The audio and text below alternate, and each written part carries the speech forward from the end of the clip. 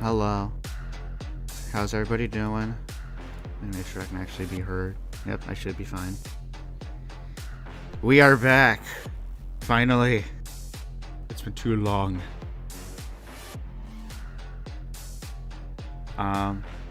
So with Sergei's character, I should mention that we have a new player that has replaced the previous one, as the last player is no longer available. So we got a new player among us. Go ahead and change the scene. Alright, the gang's all here. I am about ready to start. Just give me 1 second.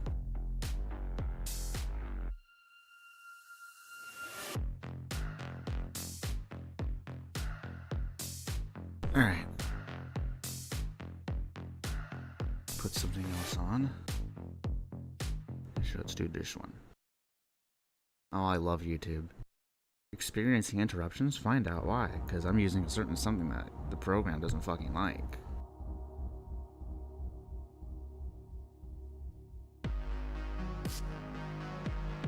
Alright, with that, let's go ahead and get started. If you hear any slurs, I'm sorry in advance. Okay, and make him better. Hello. Hello. Hi. Yo. Artemis! Is that Kibber? Artemis! That's not a cat, that's a reflection. Oh. I was hoping for a cat. Oh, that's a cat. You guys can't see it, but I can. Artemis. Sorry. I mean, I can do this, I suppose. You guys can see cat. Sorry, I was dropping something. He's Kibber. Wait. Say hi to Artemis. Wait near. Hello. Yeah, so the new player for Sergei is Tony Baloney. Bless the here. dice. Hello. Let's move I'm here to Let's put up. absolutely butcher the character today. Fine. Hell No, yeah. you're gonna make him better. I was joking. There's You're the gonna Kibber. make him better. He's Peter? Better. Oh, look at him. He's blessing the dice. And your Yes. question. Yeah? Did you send my little characters thingy to my alt account? What character thingy? The one that appears in stream, The veto tube thing. I'm sorry. Okay, good. Anyway, Because you have it so it reacts to Bada. Oh, yeah, I do. okay, that's correct. Let's I'm go ahead and joking. test that. Go ahead and speak, Tony. Yep, it works. Okay, good. Cool beans. How we all doing today? Live. Blended. I hate D&D Beyond. I'm Yeah, jolly let's frolicking not right let's now. not get into that too much, Reject. No, let's not.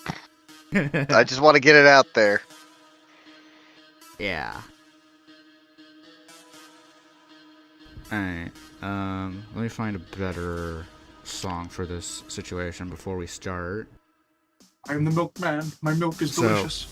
A couple things I'm going to preface before we start and let you guys know. First of all, this is going to be a 3-day time skip. And the other thing is, Rakash would have taken Jerry's deal on giving him a temporary physical body. So the next time you guys see Rakash, he is actually going to be in a robotic body. Ooh. Ugh. And this one? Let's do this one.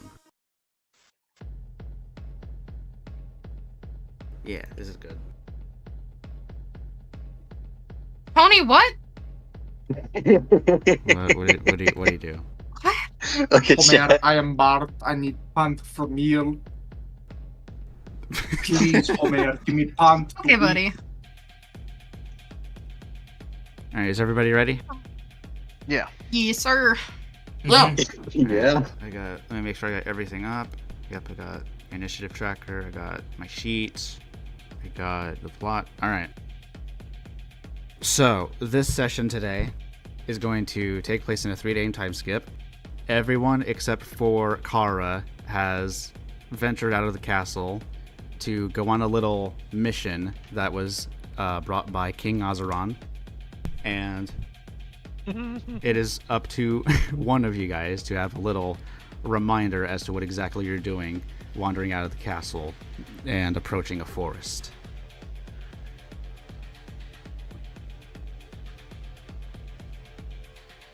Why are we out here again? Fucking Finkel looks back at you just like with a small frown. I can't remember. I had a bad dream, I kind of dozed off there when the king was speaking. I'm not gonna lie. I'm being honest here. I forgot why we're here. Why are we here? Janelle is going to pipe up, and she is going to say, we were sent to deal with some fanatical arbor elves that seem to be messing with the environment. Like, So little shits. Got it. Yeah. Janelle just gives a thumbs up at that. Freaking niters, man. so are they like evil hippies? Pretty much. She just Sounds like goes it. like, I suppose that's one way of putting it. So they see this. I suppose they see this planet as like sacred Arborian ground, when that's not the case. They're just a bunch of fanatics. Sacred Arborian ground my ass. Zealots. So they're conspiracy I'm familiar with theories. those. They're just conspiracy theorists. Yeah, pretty much. I suppose. Zealots, All the Conspiracy South theorists. is you No, know, they're all guys. extremists. Yeah. So where are they? They're in the woods. In the You're in woods. the woo- They're deep in the woods somewhere. The king said, based on around this area, they shouldn't be far from here. Do we split off into teams or stay all together? I say stay together. Probably the smarter idea. I'm fine with that. Mm-hmm. All right. Everyone, roll perception. I rolled perception. A 2 plus 8, Hey, yo. 4. I got a 19 on my roll. Jerry got a 5. 13. I got a 6. but my yeah. perception? I 3 plus 3, so 6. So I got Oof. a 17 total with 13 plus 4. I have 7. You're I blind. rolled 19. I see almost Jerry got a everything except 5. for the Finkel got a important. fucking 19. These dice are cursed, I swear to God. No, because like last session, I was using these same dice, and it was no luck. Nothing. All horrible rolls. But I don't have any other dice. Dear God. Just lick them. So what did you get, Drag? Do it. Lick the 6. dice. Oh, you got a 6, same as Tony. Jesus. I don't know why you're surprised that I did. I don't know why you're surprised. It's the way you did it. Like a fucking toddler. All right. So Drag and Tony got 6. May got 7. Six, them. 6, Oh my God. Oh my God.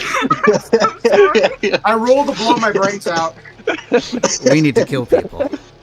That's what we need to roll for. I'm We need to so roll to kill sorry. people. No, we don't. Don't worry. We're good. Alright, it's time to enact the purge.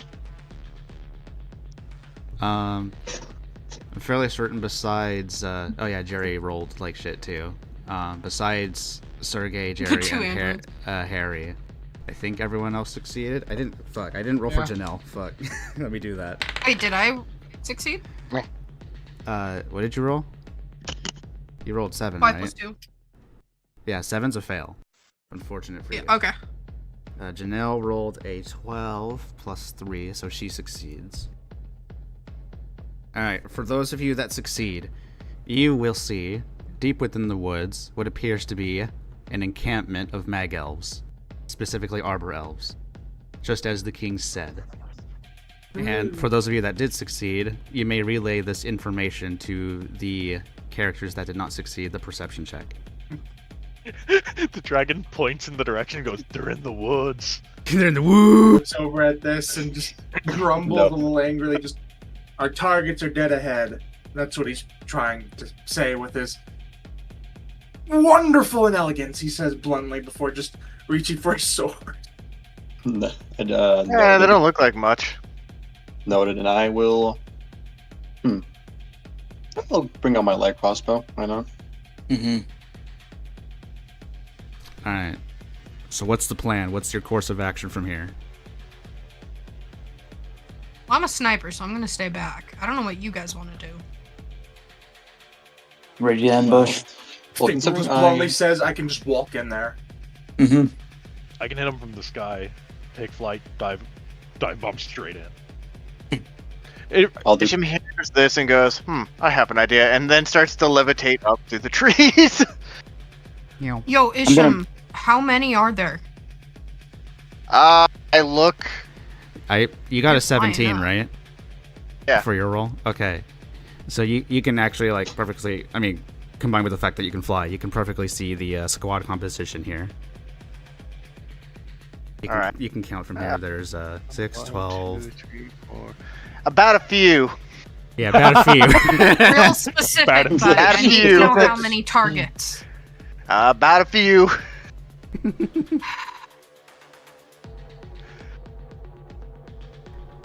Can I just sigh and shake my head and just Finkel go, just "Can bluntly somebody says get me a there's over count?" 10. Okay. What, are you short on ammo? They're going to be a lot less in a few minutes. Don't worry about it. Mm-hmm. It's not the fact that I'm low on ammo, it's the fact that if I know how many, I need to know how many shots I take. Don't One for each take of 'em. too many. Yeah, exactly. Isham hears this and goes, so why does it matter how many there are? Keep firing till they're dead. Yeah. he goes, Because I oh, don't okay. want to waste Kind of like ammo. this as I use my Waste tangents ammo. I like thought that thing was fireball. not a I waste. thought that thing was infinite. It's not a waste of ammo. If Terry they're looks dead. over like, no gun has infinite ammo. I would have one if it was. That'd be nice. My gun Just- has infinite ammo. So is that the plan? Leave me alone. Let me do my thing. I'd like to pick up a rock and explain how my gun has infinite ammo and just throw the rock into the air. Mm-hmm. Put a thumbs up Isham's to going that. to look Alright. over at No Name and be like, Alright. going to join me up here or not? Okay, I goofed up a little Yes. bit. The crossbow is doing part of the it? alchemy carbine in my notes. In that case, Yeah, so that would be your alchemy carbine. yep. Alright. It's a multi-tool of magic. Alright, so No Name and Isham are gonna fly. Yes. Yeah. Alright, so you Already do. making I'm gonna your say way like you go over here, and from here, where does Rip like take position because she wants to snipe? I would probably go bottom left-ish, kind of Like past the first a little bit more down. Just so she's not directly in front of the 4 in the front, yeah. okay. I just fuck off. Gary watches this, just walk away. He looks over at Finkel like, I guess I'm charging with you, and Finkel doesn't even respond. He just draws his sword and his revolver and he starts walking towards the camp. Lovely. I proceed to start, walking towards the camp, and I tell Jerry that maybe we could I guess you could say take our own what do you call it? Fight our own enemies. Basically like go. There's some on the right, some on the left, that kind of stuff. Harry looks over like, sure, and Sleeper quickly takes control of his body to give him a thumbs up as well before just forcing Jerry to look dead ahead at the enemies. I'll Janelle's gonna take look. point. Janelle's gonna look over to Sergey and just go like, I guess we're joining them. Noted. Alright then.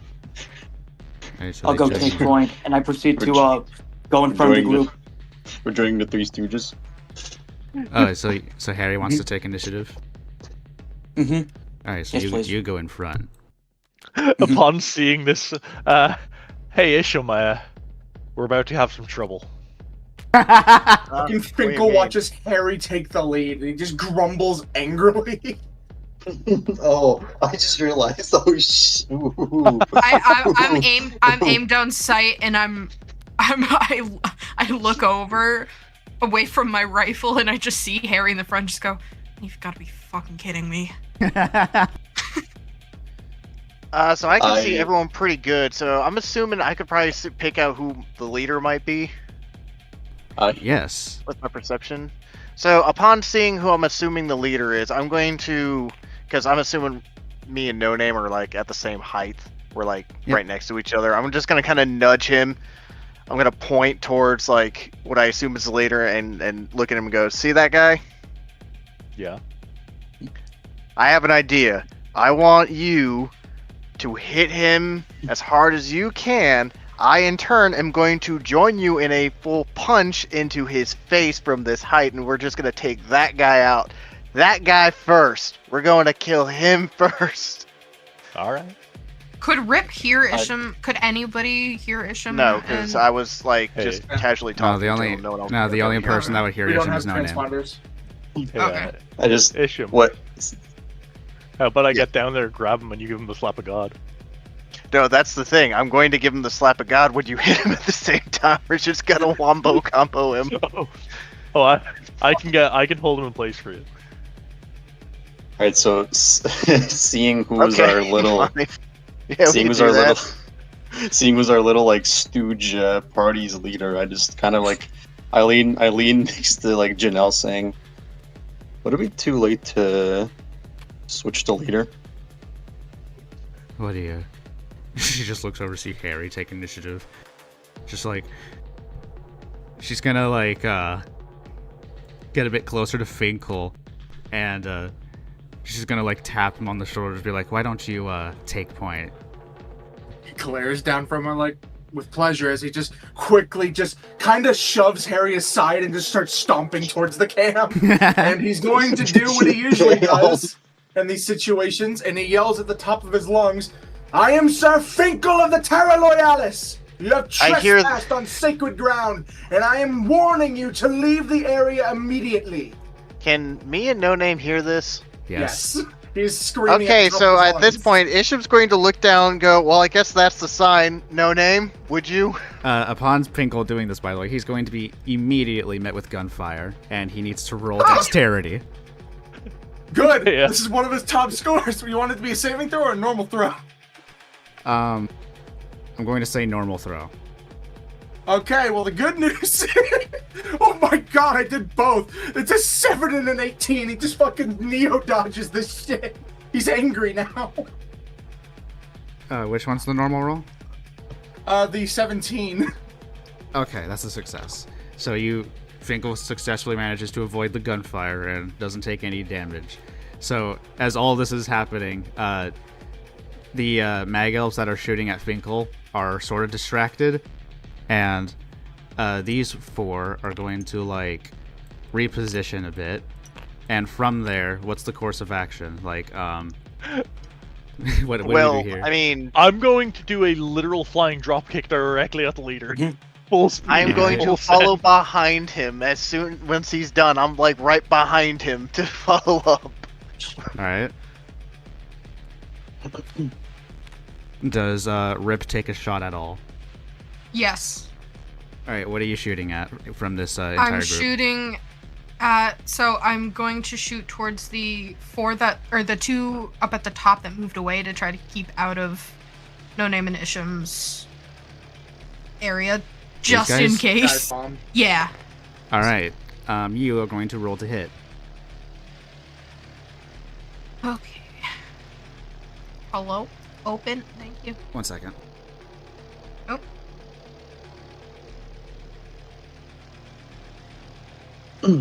So I got your an quick 18. Ooh. and your Okay. quick question. Yeah. I got When you- 18. What, Tony?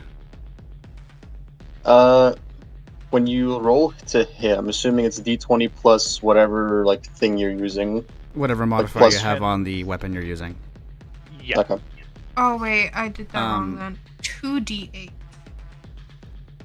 No, you rolled a d20, right? Right? Yeah. That was for the but she's rolling damage because she got an 18.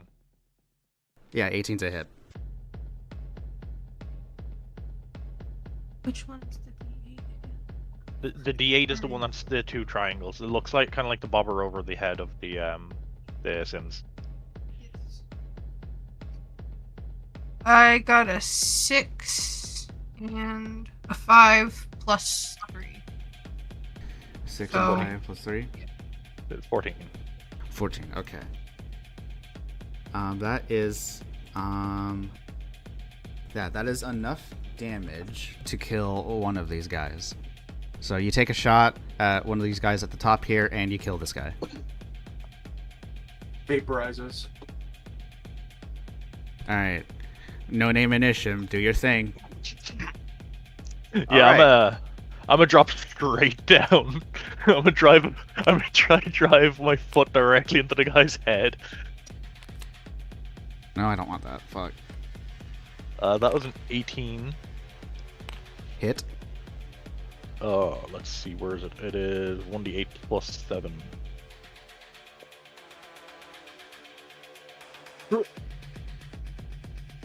That's 9 damage. All right. Unarmed strike though, so it also has to do the grapple. Yep. So let me do some Uh, math. That's 8. 15. They gotta be a 15, right? Yeah, DC 15 strength. Strength or is it strength or dex? I think it's strength or dex. They rolled an 18. Strength or dex, yeah. Okay. Unfortunately for him, I got 2 attacks, so All right. I'm a fire up a follow up attack. That is a 18. Hit. 1d8 plus. Okay, that's 6. So 13 damage. 13. Yeah, 6 plus 7 because that's what my current damage modifier is total. Exactly. Plus another grapple check. So the leader you're attacking is mortal now, and they will do the grapple check. They rolled 14, so they are now grappled. I got him for you, Isham. Upon seeing this, so does that mean I get to roll with advantage? I'm going to Yes. do 2 things. One is I'm just flying straight down. Oh, actually 3 things technically. One, I'm flying straight down. Mm-hmm. I'm also going to punch him while simultaneously casting Thunderclap, slap a god. Yep. Give him the slap of God. So, let's see here. Modifier is plus 5. 20! Oh, Oh god, critical 20, damage. holy Okay. shit. Critical damage. Let's go. So I also,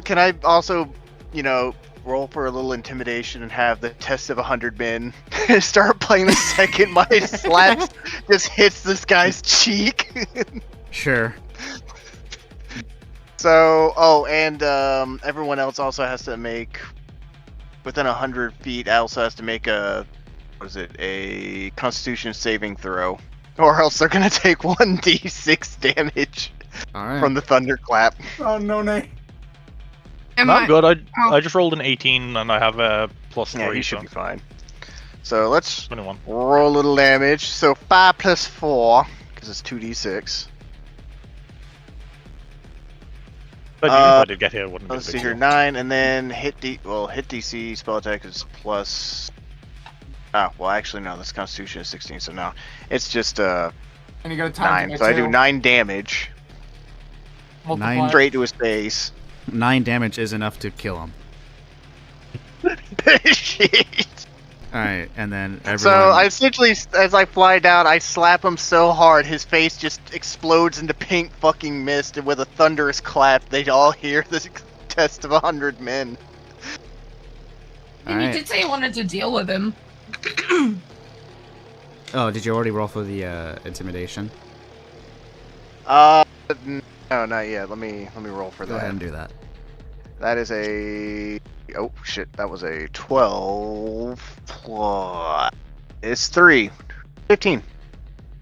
Alright, I'm going to say with a 15, these guys are frightened. So is this guy. And these guys. These guys are fine, though. And Are you sure? Because they're pretty close to me. Yeah. They're making a just those Constitution guys. saving throw. Yeah, I was going to roll for that. So, I'm just going to roll 1 for each squad. So that's going to be 3 rolls. What's the DC? 16. Alright. That is a 15 for this group.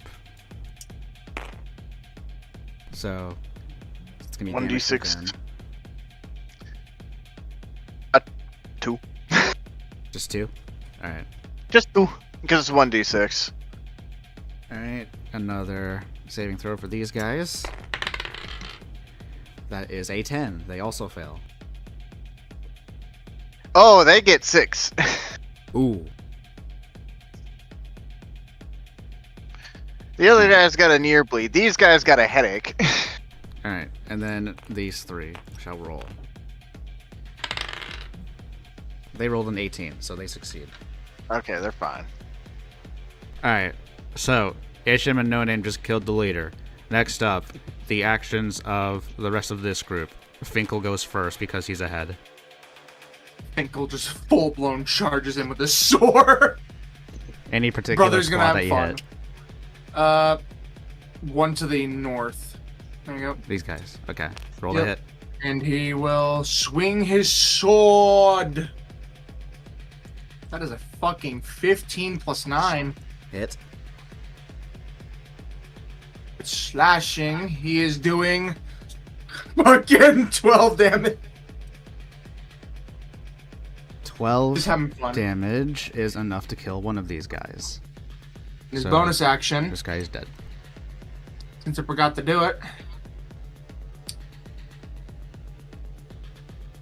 1 second. I do get a bonus action. Oh boy. So for the bonus action, and before I do my other action, he flies into a rage. Alright. And I can no longer use my melee weapons, so form of the beast claws. As he literally grabs one of the men next to him and proceeds to begin to fold him like a lawn chair. That is a dirty 29. Alright. This guy is grabbed. And the total damage is fucking 25 on this one particular guy. He Him in particular, I guess. Yeah, literally fuck him in particular as he rips him in half. He's That's- having fun. Seeing as how this is on, like, focused on one guy, that's gonna be 6 damage.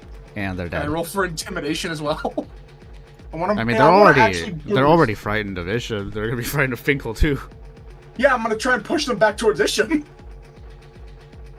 I'm making a wall. I'm sandwiching them between me and him. They're probably just gonna stay in place because, Gotcha. like, In that case, I am they're returning. also intimidated by Isham. Good. I end my turn then. Alright, that's Finkel's action. I'm going to say Harry is next. What does Harry do?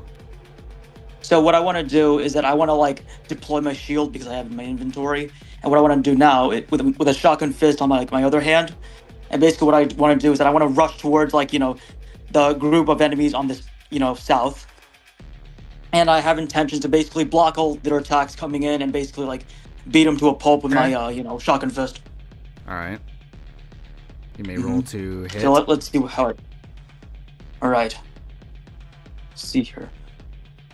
We got a 6 plus a 10, so that is a 16. 16 is a hit. All right. So now I want to. Technically, I have 2 attacks, so what I can do is I could punch him again with my shield up, or do a shield bash. You're doing So- these guys, right? Mm-hmm. Alright. Yes. Let's see here. That is a 19. So it's another hit. And so what I want to do is that I am I rush in. I have my shield up, and what I'm gonna do is I'm first gonna bash one of them in the head, and I'm gonna proceed to grapple it and directly on its head, just grab it. What I'm gonna do is I'm just gonna punch it in the freaking face really hard, and then what I'm gonna do what now was is the, that I'm gonna go. What was the damage for the previous roll? let me get the so it's here. It's a 10 plus. Okay, 2d8. All right. Let's see here. That's a 6 plus a 5 and plus a 3. So next attack. Okay, Here. one of these guys is dead. That's a then, 2. from the first attack. Here, that's a 4 and plus a 3. This is not like the other one of these guys did. I'm still holding the corpse of their leader. You're still holding. Well, Yeah. I just want to imagine freaking No Name slightly deafened. And how much? His ears are just ringing, and he's just covered in blood. Oh, I got it. The other one was like 2 plus 21 4 on plus the 3. Save. 2 plus 4 plus 3. That is... Mm-hmm. Like you're not. 8. Your ears are just ringing. Like Mm-hmm. Wait, 2 plus No, 2 plus 4 plus 3 is 9. 9, yeah. Okay. Yeah. Monzi Nexus. You can do math better than that. Shut the fuck up. damn. I'm gonna kill you. Why you gotta No do Name it must like make a wisdom that? saving throw now. Oh, I'm kidding. This guy's not quite dead That's yet. 16. Alright. That was a I got my joke, Leo. shield up just in case. Mm-hmm. I know, I'm aware. The counterattacks. I end my turn from there. Alright, what does Jerry do? Jergy. Jerry will, since he does not want to rush in like his brother in a sense, he will instead pull his, well, not pull, but he extends the laser rifle from his arm, a good old blaster, and he Alright, fires into the southernmost squad. so these guys. Your Alright, roll to hit. roll. Dirty 26 with a 14 plus 12. Damage. 26 damage total. Oh boy. 26. Kill.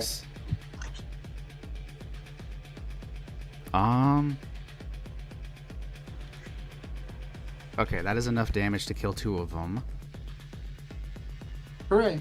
So, these guys up Those front guys are also dead. slowed.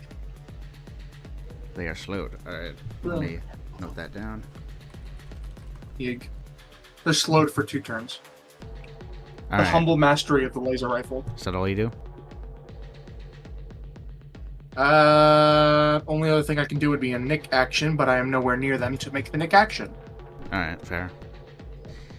Actually, you know what? I can do a bonus action. I cast Bardic Inspiration, and said Bardic Inspiration is going to No Name. Alright.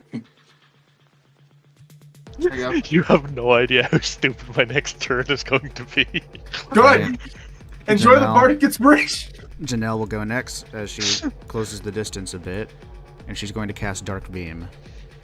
And she's going to fire at the same squad that Jerry hit. Dan, rolling to hit. 15 plus 3, that's a hit. Damage is 3d8 plus 3.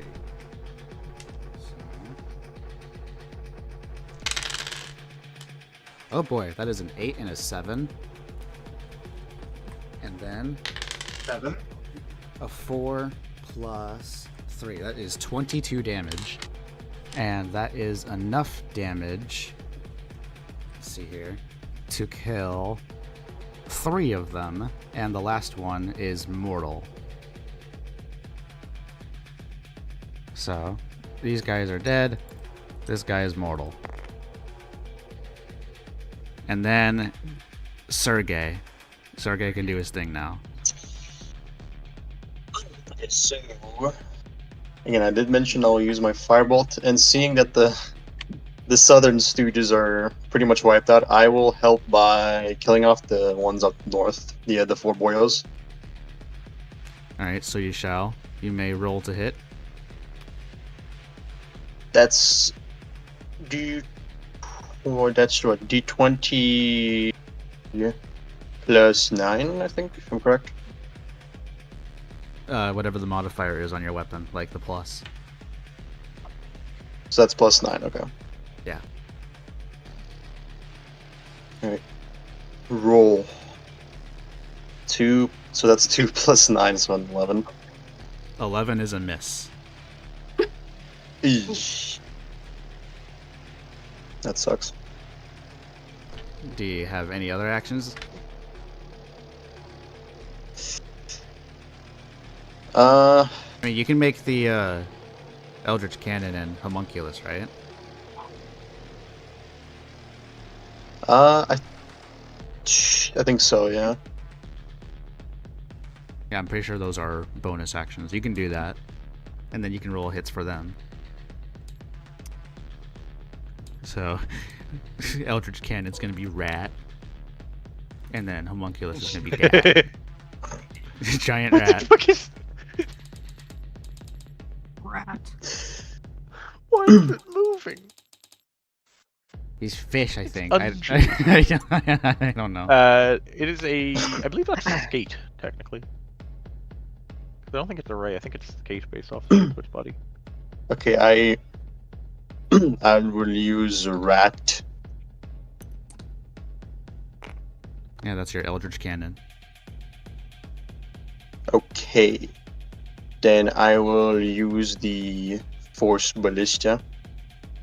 Alright. That's roll to hit. 2d8. Did you roll to hit? I'm assuming again it's d20 plus the modifier. Yes. Yeah.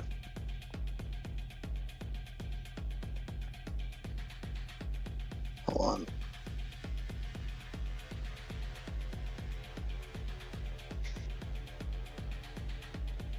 Goddamn, where's my shit?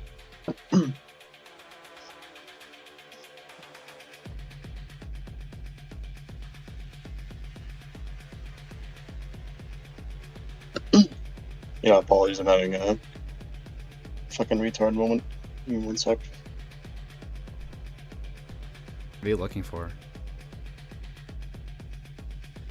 I'm looking for the modifier for the Eldritch Cannon.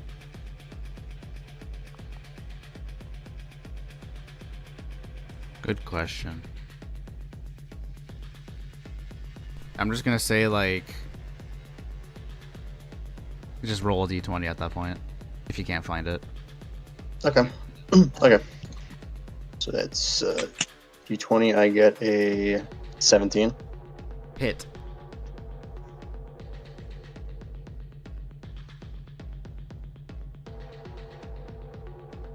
That is good. So I'm assuming I have to roll. Let me check my notes. Roll to hit with 2d8s, right? Mm-hmm. Okay. So that's in total 2d8s in total. I get I got a 16 in total. Damage? Yes. Okay. That minus 16. That is enough damage to kill 2 of them. These guys will die. Nice. And then you can also do a thing with Homunculus.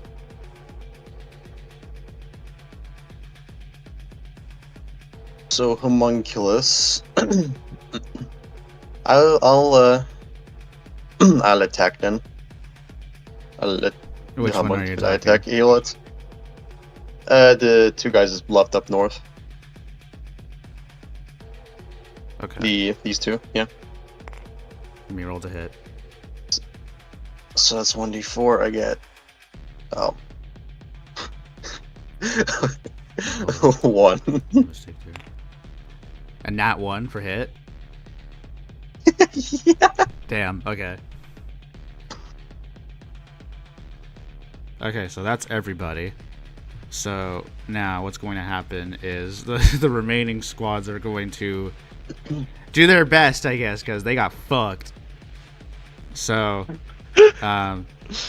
these guys over here are going to attack the Homunculus. They're going to roll to hit. I'm fairly certain your Homunculus and Eldritch Cannon have their own ACs. That is a 15.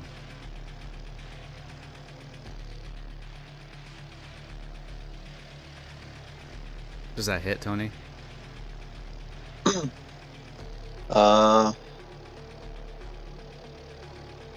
they hit your homunculus? What's your homunculus AC? Shoot.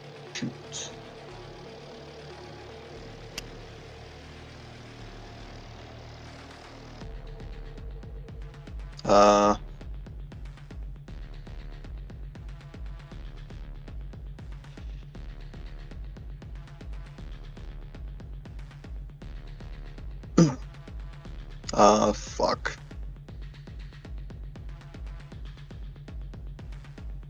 Stream your sheet for me. One moment.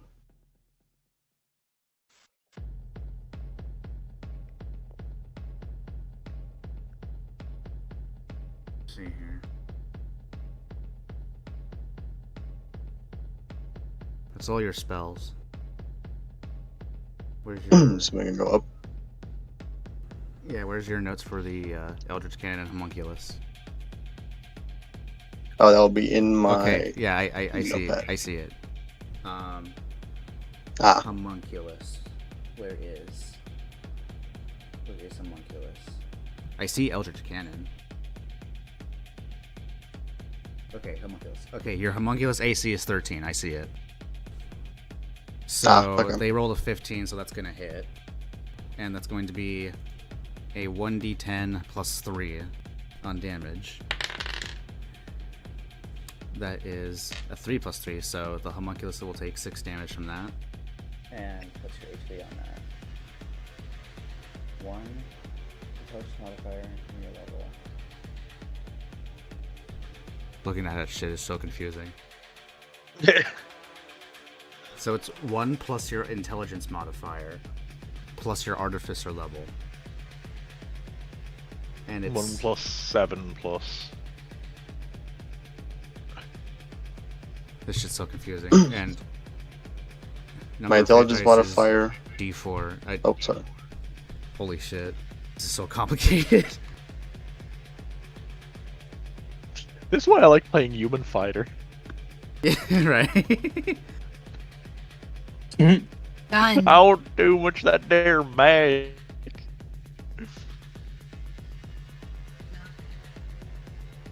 So they have hit So- dice equal to your artificer level, and it's D4.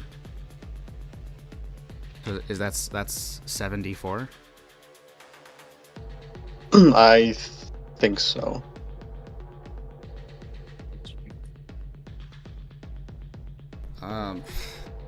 Fuck, okay. Regardless, your homunculus is not dead, so we're just gonna skip over that part, because that's... I'm gonna be real, that's too much work. This one this one elf is going to fire at No Name. Okay, that's cute.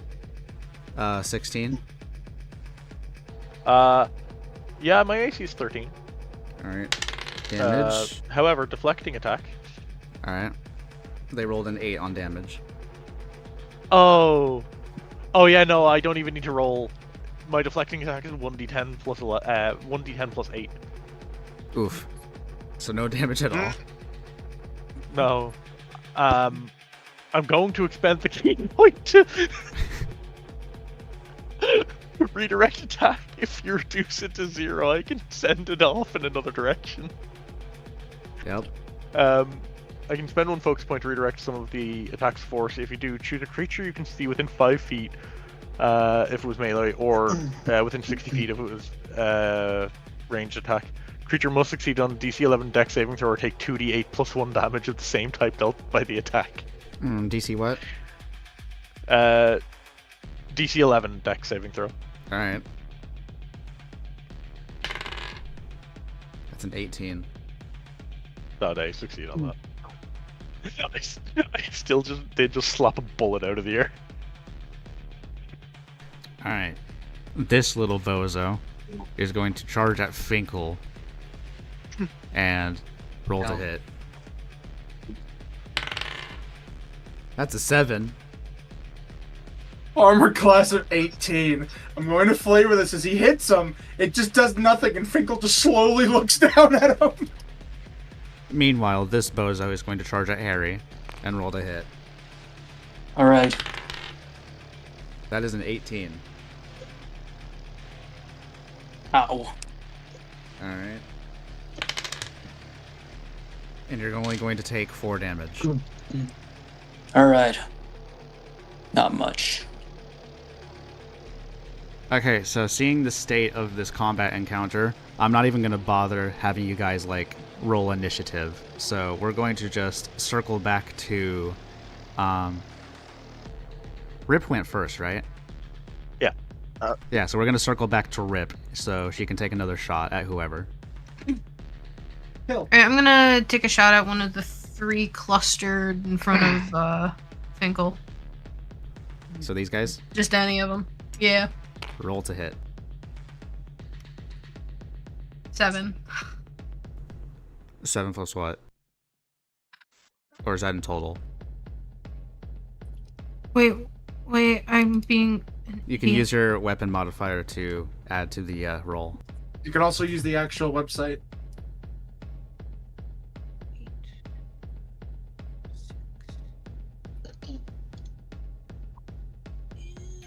Plus 5. Okay.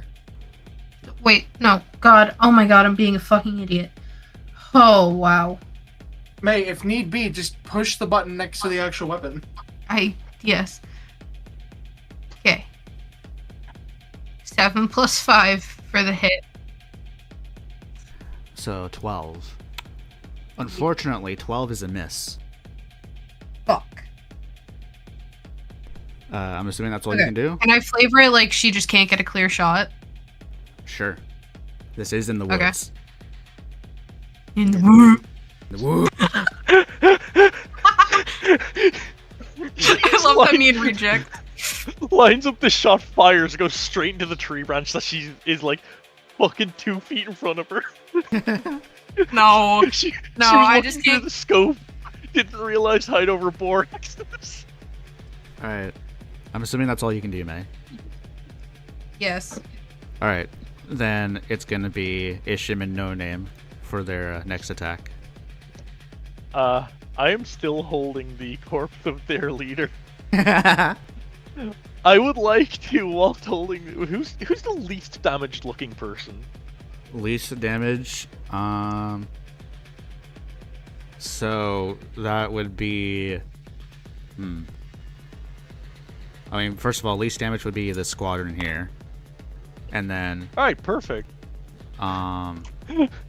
this should be That's all I needed to know. I want to use my movement to teleport over directly into, like, all 3 of them, like, right between them all, whilst still holding their leader. All right. I would now like to make an attack roll, because I have a free hand. Can you guys like stand upright? So I got an 18 on my attack roll. What are you doing? I'm throwing a punch with my free hand. Okay. And 18, right? Yeah, I got an 18, so that's 9 damage. And the saving throw for grapple. Alright, the damage is enough to kill one of these bozos, and then grapple check. They rolled a 19. Alright, so they didn't get grappled. However, now, my follow-up attack, because I get 2 attacks, I'd like to hit him with the corpse of his own leader. Alright. We'll just roll this as an unarmed. Yeah, I would say unarmed. That's a 15. Hit. Alright, whoop. That is 10 damage. That is enough to kill another one of them. And the other guy is mortal. So, bonus action. I'm a flurry of blows. So that's the second focus point used up. Yeah, I'm going to flurry of blows and deliver a couple of hits here. Once again, I'm just going to use the body of their leader, well, their former leader, to hit them. That's an 11, so I don't think that hits, does it? Yeah, that's a miss. Alright, but I do get a second one off the flurry blows, because I got 2 unarmed strikes off of it. Whoop. And that is also dog shit, that was a 6. Ooh. So, that was a 13. 13 on that one? Yeah, that's a miss. Well, both of my follow-up moves whiffed. I'm still going to hold on to that corpse, though. I'm not letting go of it. That's all you can do? Yeah, that's my turn. Alright, what does Isham do? There's only like basically 2 people left at this point. The one that's standing in front of No Name, and then this guy who doesn't seem to have anybody on him, so I don't know how hurt this guy is, so I'm gonna flavor this up. I'm gonna fly over. You're Can I pretty just hurt. grapple him by the fucking throat? You may roll for grapple. I want to see if I can do this. Come on, I believe in the liver of the dice. That's a 5. You do not grapple them. Well, in any case, What thread? well, I can still do something with this, even if I don't grapple. I'm going to. I'm just gonna float up in front of him and ask him a simple, or say, what is he? Or like some elf? What do I call this thing? What do I call you, You can just call him an elf. To be dead. Or dead. Mr. Elf? I'm going to look for a response. Does he respond when I say this? When I ask him? They just shake. Like, visibly shake. Why have you done this? The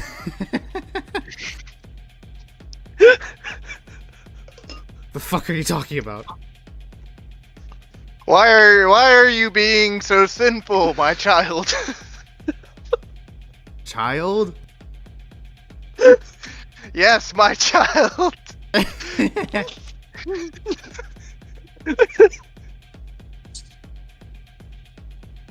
Is that all Isham does? Does he else? In any case, I hope you know you've lost, and I must now cleanse your soul.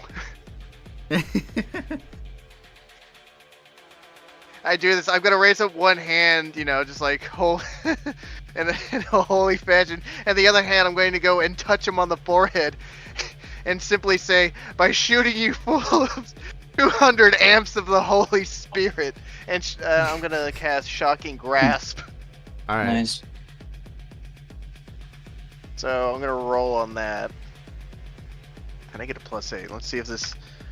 All right, that's a 11 + 8 for a dirty 19, Hit. and that is 4d8. Oh boy. Oh, you know what? Let's just roll it on here. Oh, that's bad. Wait, 48 damage. Yes, 4d8 damage. So I don't even need you to roll I hit any him of for that. 20. Yeah, this guy's dead. That's it. So I just put 2 fingers on his forehead as I say this and just zap the shit out of him and just electrify him. Goddamn. He was very sinful, my. And what say of the rest of you? It's just the 3 I guys left. don't know if I don't know if I can intimidate them anymore at this point to just give them No. up. Alright. If that's all Isham can do. Yeah, that's basically all I could do. I just, you know, Darth Sidious the guy. Yeah, Finkel's up next, as there's just this one guy. The fact that he attempted to attack Finkel has made him quite upset, so he just looks down at him. And I'm actually going to do something here, Nero. Sure. Finkel looks at him just like, you can take the fall for your people, and you can live. You'll be in a jail cell for a couple years, but you might walk a free man. It's up to you. Giving him the chance to surrender. No. No, you die. With this in mind, upon hearing this, he's just okay, as he just jams the revolver in his offhand under the guy's chin and pulls the fucking trigger. Roll to hit. Oh my god, that's a nat 20! That guy's dead. He just blows his head smooth off and just, I gave you a choice, as his body crumples to the side as he glares at the remaining men of, anyone want to take my offer? He says bluntly. Alright, I believe if Finkel doesn't do anything else. I mean, technically, Finkel hasn't used any movement, so he can take on one of these two. Okay, If he has any with more that in mind, actions. I'm still under the effects of rage, so I have three free actions that are only related to Form of the Beast. So with this in mind, he holsters his revolver and he fucking bum rushes another one. He just fucking charges into them. I thought you couldn't use your weapons when you. I had that can. action. It gives me 3 free actions that are all basically just unarmed strike. It's Form of the Beast, bite, claws, and tail. I'm allowed an action outside of it though. Alright, which one It's do kind you, of like magic. It's weird. which one do you hit? I can only choose one of these, so I will bum rush the guy up ahead of me. Near no name. Alright. And I will do Form of the Beast bite, which is, unfortunately, this is one of the ones that I don't get a choice on how to roll, so it just does 5 damage if I hit, so. Okay. It hits, it's a 19. 5 damage. I bite him for 5 damage. Yeah, that guy's dead. I just fucking rip into his throat.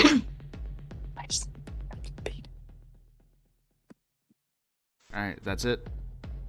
Yes. Alright, last up, Harry. It's just this one guy remaining. All right, because Harry got a bit annoyed at the 4 damage hit he received. What he's gonna do? He's just gonna beat him to a pulp with his shotgun fist and just bare fist itself. He's gonna Alright, punch him to death. Roll the hit. Yeah. All right. Let's see here. That is a 20. Well, dirty 20, not a Let's see Okay. here. And a 17. He's dead. Yeah, he's dead. Mm-hmm. He fucking explodes. Yeah. Yeah. We did it. Alright, Combat's that over. that is Rip. the encounter thus far. And yeah, all the elves are dead. I proceed to say one more line. It's just, he just said, Harry came and just said, "Where's your dedication? God, you fight like weaklings." He watches this man just say this to a corpse, and Finkel walks over to No Name, who is still holding the leader's corpse, and he just can I see if he has a ring on him? I gotta bring back something to prove that they're dead. I was going to bring the whole thing back. That works too. Stop the music. real Rip's quick. just making her way back to the group. He's just holstering his revolver and sheathing his blade. I'm just gonna kind of look at the charred remains of the poor soul that was in front of me. Well, it seems he was full of a lot of sin. You aren't Too joking. much sin. Mumbling under her breath. Fucking trees gonna chop. Just pissed off because of the fucking trees. They're in the tree. That went well. Jerry waddles over. Yeah, that He's happy. went pretty well. I didn't even really have to do anything besides just slap a guy and then cleanse another. It was pretty good. Finkel grumbles they scratched my armor as he looks at the tiny little mark that they made. Rip walks over and places her hand on his shoulder and just says, "You have a forge. You can fix it. It's fine." It's about the principle, he says bluntly as he just starts waddling away. Janelle just says, "Well, I'm in agreement with Ish, and that went pretty well." Mm-hmm. All right. So mission accomplished. Time for some beers. Yeah. Down for that. All right, as all of you guys start making your way back to the castle, I want everyone to roll perception once more. Sure thing. Hooray. Well, Jerry Oh, I got an That's a 11 12. plus 4. Jerry rolled a nat 1. Damn. Ouch. Ooh, I got 15. Finkel rolled Well, 15. I rolled an 8. 5 plus 3. 8 is a fail. What did What Finkel about get? 15? Got 15. Okay, that's a success. What did everyone else get? 12. 12. Dirty 15. 12 is a fail. 15 succeeds. Hmm. got a 15. I got an 11 plus 4. And then for Janelle, she succeeds. All right, so for everyone that succeeds, as you start making your way back towards the castle, the people that succeed hear a slight rustle within the woods. Can I kind of pinpoint where it is generally? Can I like? This is going to be a high DC perception. So I'm gonna hear something. I'm gonna. Can I turn towards the noise? You may. All right. As will I. Does it keep kind of going? It does keep going. Seeing them turn around, Rip probably would. I'm too. gonna fly over there Oh boy. and just simply start saying, "Are there any more sinners over here?" Upon seeing Isham fly away, Finkel just fucking darts after him, just withdrawing his blade once more. Hold that thought, Nick. Alright. So, Isham bolts into the woods to find the noise, like the source of the noise. And immediately upon doing so, I need Isham to roll a dexterity saving throw. Oh boy, let's go. That's not good. That's a 5. Alright, so you bolt into the woods to find the source of the noise, and as soon as you do, you are immediately flung back through a massive punch, and you're sent like flying across the party. And with that punch, you are going to take 20 damage. Holy shit! Finkel watches as he flies away. This wakes up Jerry, who's been kind of out of it, and he just glares over and quickly runs over beside Finkel, just arm raised. Like Mega Man Blaster time. Need the music. I love YouTube being slow, because I'm using a thing it doesn't like. Alright, so as soon as everybody catches Isham, like being flown across them, they hear the rustling within the woods get louder and louder, and before all of you, you witness a pure Arborean emerge from the woods and roar at the party. Giant tree man. Oh no!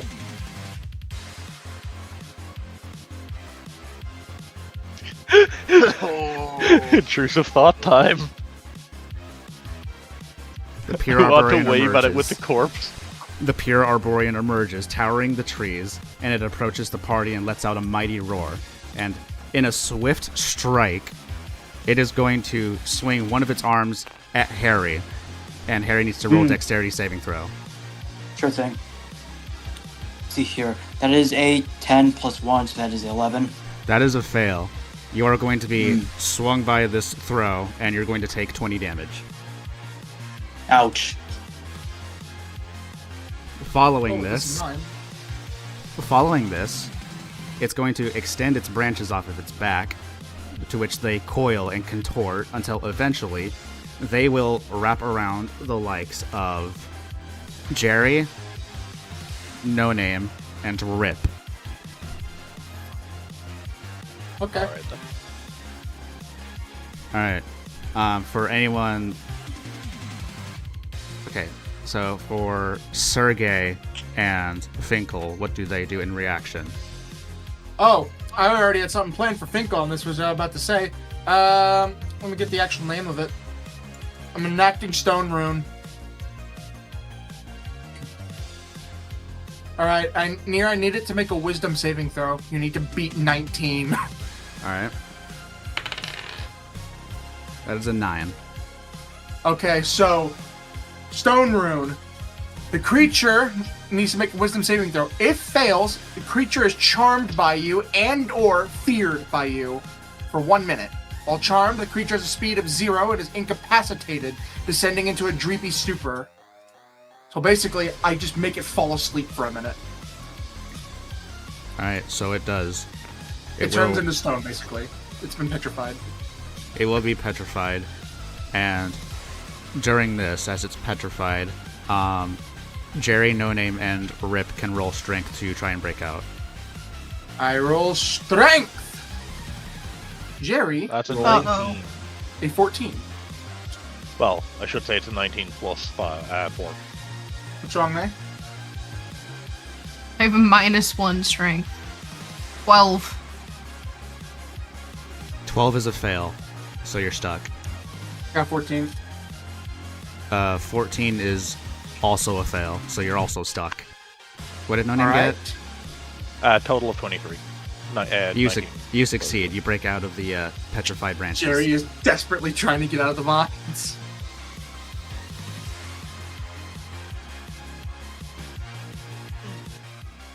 Going to have Finkel, since Jerry can't do anything, attempt to draw his sword and slash through the vines to free them. That will break the branches, yes.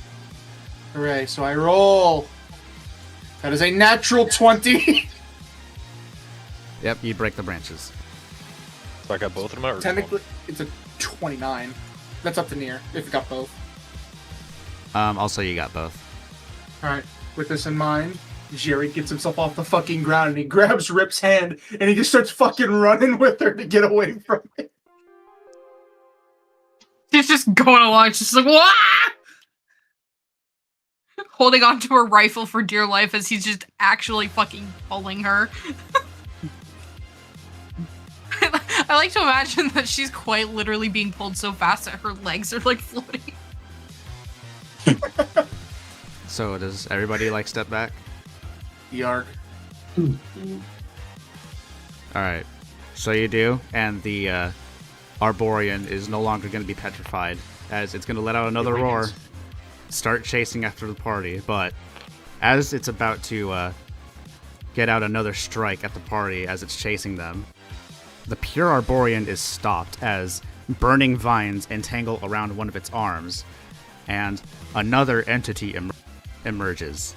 One that is Austonian, only slightly smaller compared to the pure Arborian. It sweeps the Arborian off of its feet before forming a blade of fire and impaling the Arborian straight through the heart, killing it instantly. Freaking infighting. Jerry looks back and he sees the fire and he actually audibly yells out, "Iggy, is that you?" After the kill, and upon hearing this, the Austonian stands upright and looks down at the party, but not out of malice. Instead, with a smile, as it speaks to them and confirms the question. It's good to see you all again. Fucking Jerry I just runs to his friend for a hug. Oh. I smile and laugh.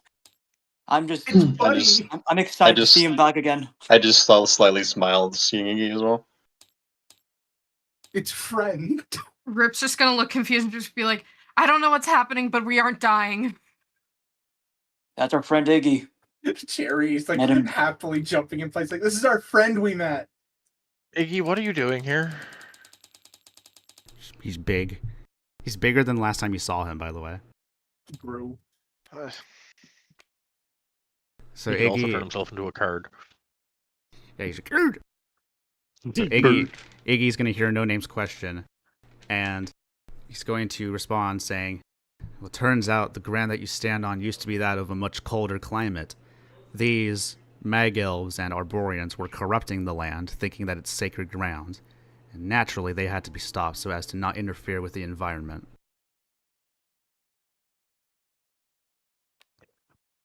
But how do you know about all that? I was sent here by the Void Corporation. Jerry Okay. freezes. Because remember, he's still under their, occupation. He still has that job. Yeah. Jerry's like, you're the only one here, right? Like, no other, employees followed you, right? Right? He's like, worried now. Iggy just nods like it's just me. Oh, thank fucking God. It's quite How are the, things at the space mall? it's quite the miracle that I could catch you guys at this moment. It's rather small odds, isn't it?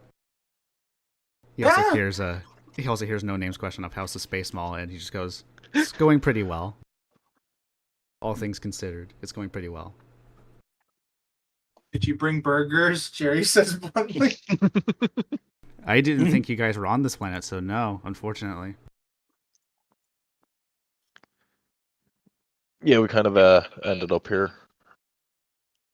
Been our home for a couple months now. Couple months. Yeah. I am aware this is occupied by Loyalist forces. Are you by chance with them? Fucking Jerry steps aside for Finkel, like, yeah, that's my brother. He works for them. You have a brother. Technically, Jerry says while just thinking about it. Iggy is going to, like, extend vines out from one of his arms and just give Finkel a handshake, like, nice to meet you. He fucking, like, he grabs that fucking arm and he's just like predator handshaking, like, likewise. Well, that was pretty much the mission, as that was the last enemy that I could see from here. I see that you guys already took care of the encampment. I took care of another one that was deeper in the woods. Huh. So I guess we really can just go home and go to the tavern and drink. Jerry says happily, like, he's happy to be going back to the fucking castle. Janelle is going to approach Still. Iggy, and she's going to ask Iggy, like, well, if nothing else, would you like to come with us? And Iggy is going to say, sure, I've got some time on me. I won't stay for long, though, as I still have a job to do. Nice. Yeah, job also- to do. Also, Ishim is now getting up after, being stricken. Oh. You need me to heal you, buddy? Jerry says as he just quickly waddles over to his friend. No. Okay, he says, Good. giving a thumbs up. And with that, Iggy joins the party temporarily, and you guys start heading your way back to the castle. I'm still carrying the corpse. Go on. By the way, when we get back to the castle, some of the corpse might be missing and there might be a few bite marks. Of course, naturally.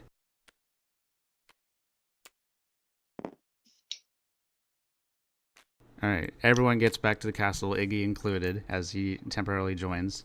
And the king meets up with you all, as he then questions, how did it go? He brought back their leader. Finkel points over to the mangled mess. I just hold it up to him. Just gives No Name a thumbs up. Yeah, no longer will they be messing with our planet. Here is your payment. And everyone will be rewarded 200 hexes, which would be, Tony, if you Neat. don't know, the equivalent of gold pieces, so 200 GP. Okay. And after your encounter with the Arbor Elves, all of you may level up. All right. Oh my god. Let's see what I get. Holy. Well, Additional fighting style. Where is my thing? Defense. Oh, nice. I get a +1 bonus to armor class. you're running out of time. You're running. They're in the woods. In the woo.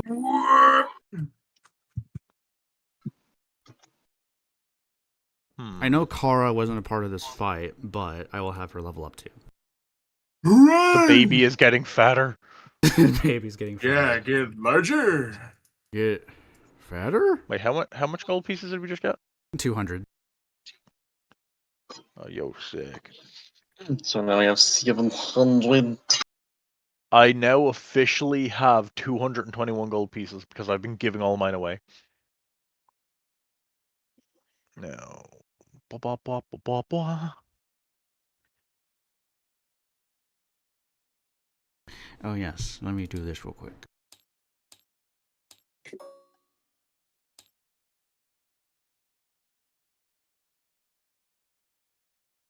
We did it.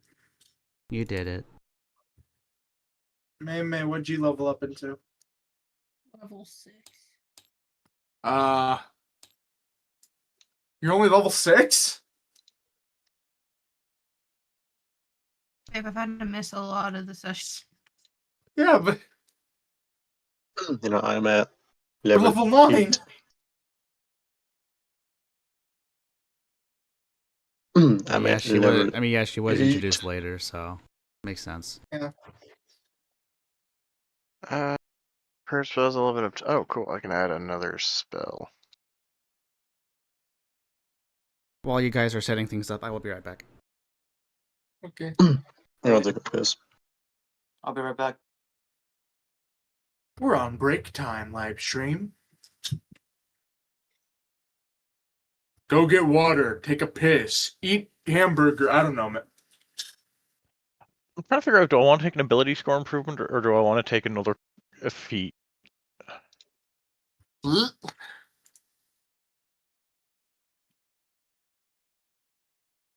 Do I want another level, or actually, with another level, couldn't? I wonder if I could hold up.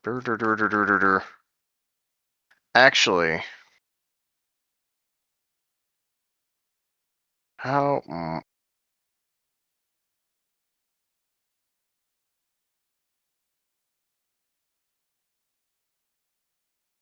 Alright, so we'll keep that, and then Okay, I'm back.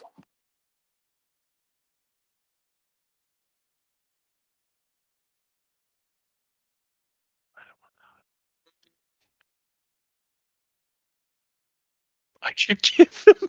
I can take firearm specialist.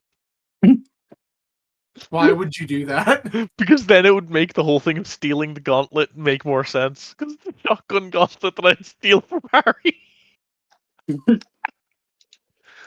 I'm not gonna do that. That'd be funny though. wait, how do I? You I'm trying to don't figure out want how me do to I do that. cross. Multiclass? Huh? How do you multiclass? Yeah, multiclass. Where's Down at the bottom, instead of leveling up, you're putting in the level into your. Oh, main add class, another you- class. yeah. Oh. Cool, thank you. Alright, so.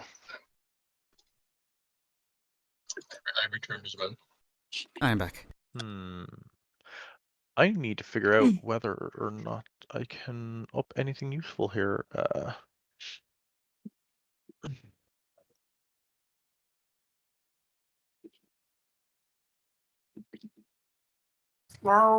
Near what would the enemy type be for the fucking tree thing? Like under D&D Beyond. Yeah.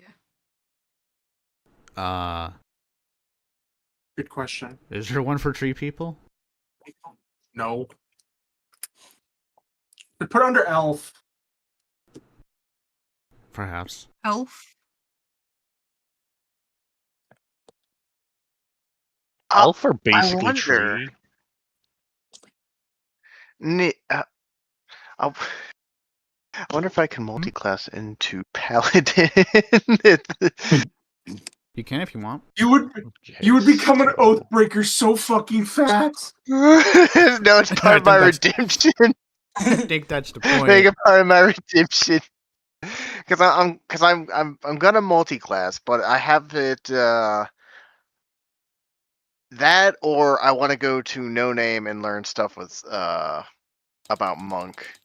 So I kind of want to almost do a coin toss. I kind of want to. I could push my wisdom to get. Well, Yeah, so I take it everyone's still setting up their character. I'm done. Yes. I'm done. And practically. I'm trying to very carefully make a decision here as to what I'm going to take as my ability score improvements, because if I put wait, my totals are I'm stupid. Wait, I just thought of something. I could actually make this work. Near, if you'll allow me to explain and elaborate, because I am trying to have my own religion, could I potentially be a paladin for myself? Sure. Uh, And try and make this work, and try and... Okay, yes, let's go. I'm going, so Isham, and instead of going to the bar, he's gonna go to church. I think you're all but a fallen angel at this point. Oh my god. I am making things happen. It's a dexterity, wisdom normally for monk, right? I'm not sure. I never tried out monk. I think it is. I could get a +1 on wisdom, which would potentially be able to escalate stuff later. Okay. I might just take that. Because I could either go to a +5 on my strength instead of a +4, and then give a +1 to my intelligence or charisma to push them up to 14 rather than 13s. I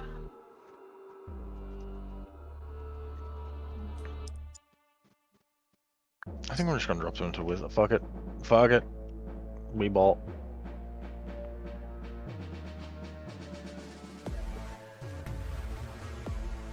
Is everyone set up? You know what? So I've crossed into Paladin. I went to church, and I am making this official. Yes. And I'm making it towards. I'm swearing an oath towards my child, the Messiah. I now have nothing that doesn't have at least a +1 in it. Or stats that have a +1. Very good. I'm finally out of the negatives with my strength stat. That's good. Actually, oh, I don't want Divine Smite. I'm gonna do Searing Smite. Alright, hell yeah. Because I got a whole fire thing going on with Isham. If you haven't noticed, there's a whole fire thing with Isham. Alright, so, so I have 1 level Paladin. And I'm a level 7 Wizard. Alright. And, oh man, I'm gonna have to work on that. Alright, this is gonna be fun.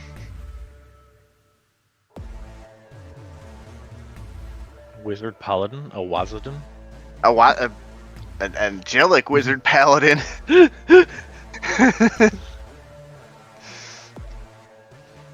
Wizard Paladin will surely be interesting. Yeah, I'm gonna make something happen. It's like, I'm already an angel, why not be a paladin angel? Alright. Really Already an holy. angel, debatably. Tony, you got your character set up? Yeah. Alright. So, Isham goes to church. What does everyone else do? I'm gonna go to the forge. Alright, Forge. Finkel will go to Training. Finkel will the go forge? to. No, Finkel's gonna go to the sparring arena, and Jerry gonna go to the forge. Alright. Iggy is going to stick around. Janelle goes, what the fuck, why'd you flip? Janelle Upside goes, Janelle's gonna go wherever Sergey goes. What does No Name do? Oh, he's going training. Training grounds. Alright. Where's Harry? What the fuck happened I'd to like Harry? to go. What the? Harry just Harry fucking has been- vanished. What the fuck? Harry died. Consumed. Oh, yeah, no, you deleted him when you were deleting the most of the I fucking Harry came and never made it back from the mission. and was pronounced dead. Uh-oh, we're going to have to respawn him. Jesus Christ. we Yeah. left him in the woods. Yeah. No robot. Oh fuck! I didn't realize I fucking deleted him. My bad. There's Harry. Don't worry. He's been gone for a while now, has he? Make sure he's the same But yeah, size. I'd like to. Yep. Alright, what does Harry do? I'd like to go to the forge then. Forge. Think I- Alright. Mm-hmm. Yeah. What does Sergey do? Bar. Bar. Alright. Bar. They will go to bar. Like right here. Alright, upon Isham going to church, what does he do? So upon me going to church, I start swearing oaths that I'm going to actually defend my child and actually restart the religion, more or less, because I do not like how it's going, and this is clearly not in God's image, so I'm going to remake everything in God's image, more or less, and that's my oath. That is your own. And it's going to be through my child. I'm gonna have Daniel enter yeah. the scene. He's gonna see Isham in church. He's gonna prompt him like, "Hey, Angel, what are you doing here?" Huh? Oh, hello! Yes!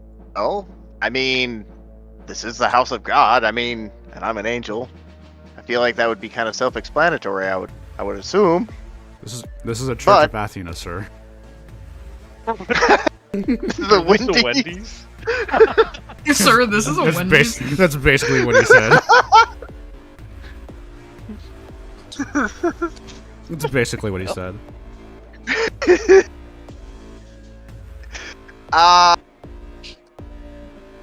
Any house is a house of God as long as one believes, correct? I suppose. Remember that whole talk of faith we had? Yes, I remember our talk. Yeah, same thing. Are you still Right. having those troubles? Troubles? Well, not necessarily. I figured it out. But it's more of a different kind of trouble of trying, to get things on the right path, it's gonna get really rocky at first, but in the end, it'll all work out. You just gotta have faith. He just nods at that, like, the road of faith is always a journey. Exactly. And in doing said journey, I have decided to fully commit myself to it by swearing some oaths. And in doing so, training my body more for the path ahead. I'm glad to hear. Within that, I'm also going to think of, within training my body, I do know someone that could also help with that. Yeah. But what brings you here? Oh, just doing my daily prayer towards Athena, longing for her Let's see. blessing, making sure the castle stays its strongest. See? We're doing the same thing. We're praying. We're just trying to do our best for everybody else around us. That's what God Exactly. would want. Exactly. We want everyone to actually live healthy lives, treat everyone equally, and actually be not abandoning us. Be there for us. He's just nods. Isham has a slight sore spot about learning about what has become. It's like, I know he knows the truth. And I feel like that's his burden right now. It's like, I can't tell anyone really. Daniel's gonna look around a bit as Isham continues, and he's just gonna simply ask, "Where's your wife?" Isham's gonna kind of cock his head a little bit. Why do you ask? Well, she's usually around you, isn't she? Yeah, well, she's just feeling a little under the weather is all. Ah, I see. You know. Bad food. Tummy ache. I see. Other than that, no, she's doing fine. Everything's fine. When's the last you checked Marriage on is her? going great. Huh? When's the last you checked on her? Isham starts thinking. Well, you know what? I'll be right back. And Isham starts kind of. Isham is a deadbeat husband confirmed. No, I'm not. Yeah. No, He's the truck. He's the truck driver husband. He appears once every 5 years. He's just going to kind of hastily, kind of do his little walking motion where he's not actually, because he doesn't touch the floor. He's hovering over it. I'm going to start making my way back to the home and I may pick up like some pastries on the way. Alright. Right, we're gonna cut to Jerry, Rip, and Harry as they're in the forge. What do they do in the forge? Jerry has actually made something for Rip, and it's been actually sitting like in the actual Forge Master's hands, and he walks in, he's like, I need the box, he says, like holding his hand out like with a smile on his face. The Forge Master nods before going out back and then grabbing the box and handing it to you. And with that, he holds it over for Rip. Like, I made you something. was about to say Rip's already in the forge, sitting in a corner just by the fire. Yeah. Writing in a book. Yeah, he's holding the box down, Just kind of looks up at him and tilts her head to the side. Huh? Look in the box, he says with a smile on his face. She just grabs it and kind of looks at him very suspiciously, like, alright, what kind of sick joke is this? Just getting ready for it to be some kind of... He frowns. thing. He frowns visibly at this, like, I made you something. Why'd you do that? Because you're my friend? He says, like, turning his head to the side. She just kind of looks at him, very confused. Fucking Sleeper quickly takes control of Jerry's body. Just like, can you just open the box so he doesn't get sad, please? He's already self-doubting himself in his head. Please, God, open the fucking box. And he just quickly takes back over. Wait, I wonder, She could just I kinda hear looks prayers? Maybe? I mean, as an angel. Like, wait a second, could I hear prayers? I look up at Sleeper and just kind of just a very confused, like, huh? Kind of face flashes over her before she just opens the box and looks in it. It's very nicely wrapped up, and it's a faceplate mask thing that Jerry had made for her. So she can actually look more human instead of looking completely robotic in a sense. At least it covers the top half of her face. The bottom half, that cannot be worked on. Well, yeah. I thought we had just... Yeah. Again, it, from like the bridge of the top up of like the jaw upward, that can be changed. The bottom jaw cannot. That's always stuck.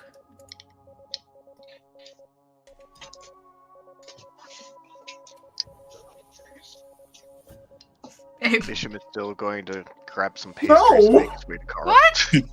We talked about a faceplate! I was talking about a mask, not a faceplate. No, I'll have to make one of those now. I just look at this conversation and I'm all like, what the f-? I love miscommunication pre-session. Yeah. Jerry just fucking looks at this like, it's just not what he just grumbles and he just sets the box down like, I'll get to work as he walks away. Rip is still gonna be very, very grateful. I was just really confused because out of character, I thought we had to do something else, so I was just very confused. I made it very clear when I said faceplate in our DMs. I was saying mask because I was talking about, like... No. Ballistic mask or faceplate? That's what I Ballistic mask. No. Jerry looks over to Harry as he's doing... May, please. Jerry just looks over at Harry when he's doing this. It's so she could change her face, like, design, look more human. I see. She kind of just runs her fingers over it and picks it up and, like, just kind of inspects it. And just looks up at him with a big, goofy smile on her face and just goes, thank you. Give the thumbs up back, and his eye flickers from green to red, and he just gives another thumbs up with his other hand, and he just walks away. Hooray! Alright. I'm gonna Rip tuck it in her little bag thing that she has on her. Yep. Hold me out. So what does Harry do in the forge? So what I want to do is that I want a stronger shield because I go up to the person behind the forge. I say, hey, I haven't used this shield in a long time, and it seems like it's getting a little out of date here. You'd mind if you enhance it a bit? Maybe Sure. the larger. Sure can do that. and you will have to pay 75 hexes for this. I give a thumbs up and I give him 75 hexes. Alright. With that, he enhances your shield. And I ask him, how's business anyways? Anything going on so far? Just kind of goes, no, nothing really out of the ordinary. It's business as usual. I smirk at that. And I thank him for the. May I look at the shield? Like that's not. I don't say that, but I just ask. It's your shield. Yeah, it's your shield. All right. I look at the shield. It looks pretty neat. I say that it looks pretty neat so far. I like the enhancements it has. Near. So what do I do with the shield? So far, it has like a 1d10 DMG for like bashing, +2 armor class. And the idea behind it was that basically, it would be like more wider, and it would allow it, others to like go behind it as cover. So, does that work? No, I wouldn't say that. It just protects you easier. I see. I'm going to say like it can act as like cover for you, and like All right. perhaps depending on like the encounter, maybe the damage you receive will be halved because of the shield. All right. Thanks. I proceed to thank him. I proceed to give a tip like of 1x. Alright. And I just say, thanks for the enhancements. This is pretty strong so far. I'm gonna be using this more, and I'll perhaps be back, if anything, goes on, any weaknesses I find. So, As Harry is talking to the Forge Master about the shield, a sort of like exoskeleton, like robotic figure starts approaching behind Harry. And it starts standing right next to Harry as it stops in its tracks and looks to Harry. Just point to him and just go, "Hey, Harry, someone behind you." I just look and I'm like, "Oh, it's you again." Hello, Harry. Fuck. Jerry doesn't even like look over at him. He just bluntly asks, "How's the body working for you?" You look better than usual, I'll say that. He just looks down at the body that Jerry made him, and he just goes, "It's doable." He grumbles at that, like, "Doable my ass." He says, grumbling, like, I purposely made that for you. If it's doable, God forbid, I don't want to know what your good is. Good would be Brooke the just kind of stands tech up and I'm puts used her to. hand on his shoulder, just like, "Jerry, it's okay. He's an asshole. We all know this."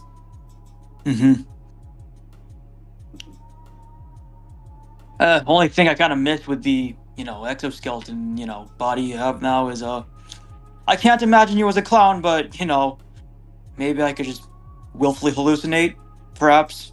I chuckle. I look over at him like, what the fuck? You mean like a daydream? Yeah. You are quite the weird one, Harry.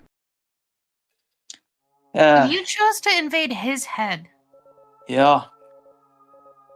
Well, now I don't have to with the body that I have. Yeah. Isn't it temporary? For now. It is until we finally meet. Just sighs and rolls her eyes at him, just like, "Okay, buddy." If you want any modifications, feel free to ask. I can't guarantee I won't put kill switches in it, though. Hey, it's just business, he, like, shrugs. I, You should probably have done do the that from same the for me. beginning, Jerry. I expect no less from you, Jerry. Yeah, I already have, like, 14 in you. He just doesn't acknowledge that.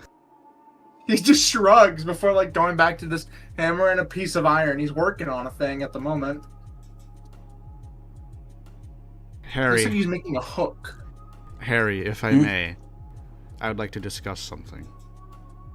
What is it? Why does he look like a gay skeleton pope? True. Because he is. Privately, if you may. Alright, fine. Jerry calls over before they leave. If he tries to take over your body again, just punch him in the elbow. It'll blow up his body immediately.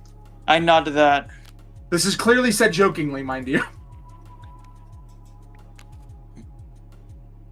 So Rakash drags Harry out of the forge.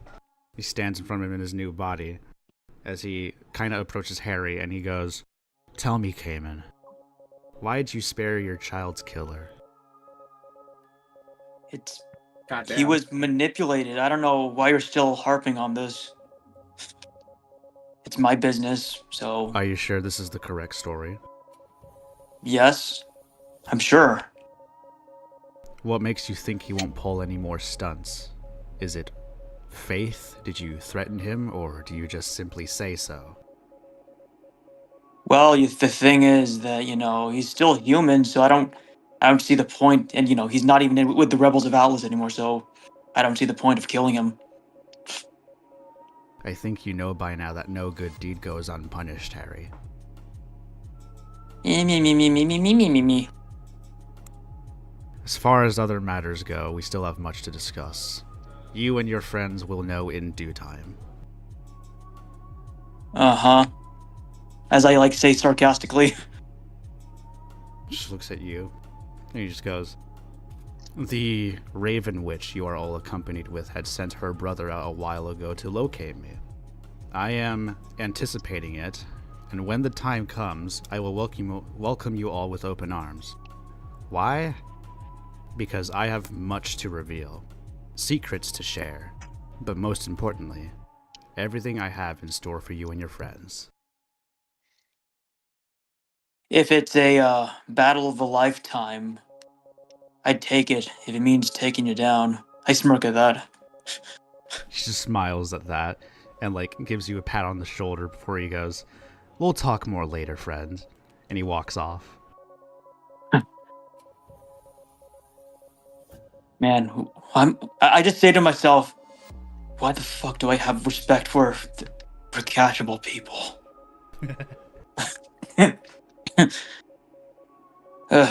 I think I'm gonna go train. As I put my hand on my shoulder, and I just go to the training room, preparing some a good old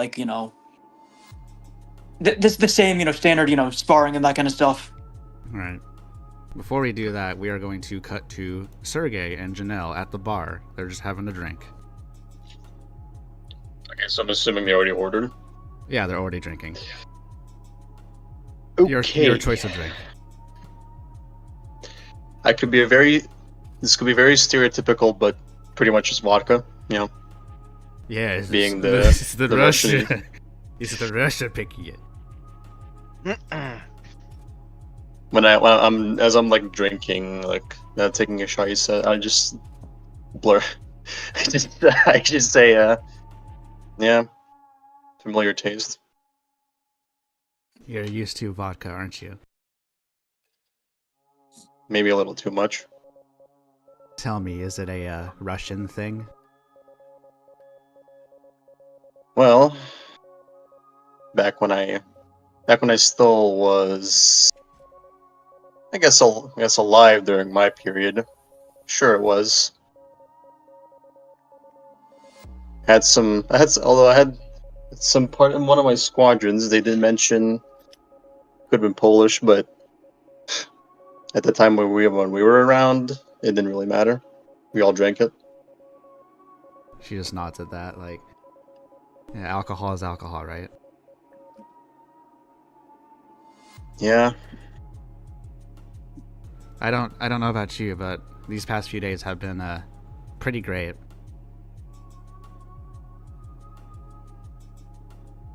Yeah. I'd agree with you. I mean, sure, we had some encounters here and there, and some missions to go on, but I like it here. It's nice.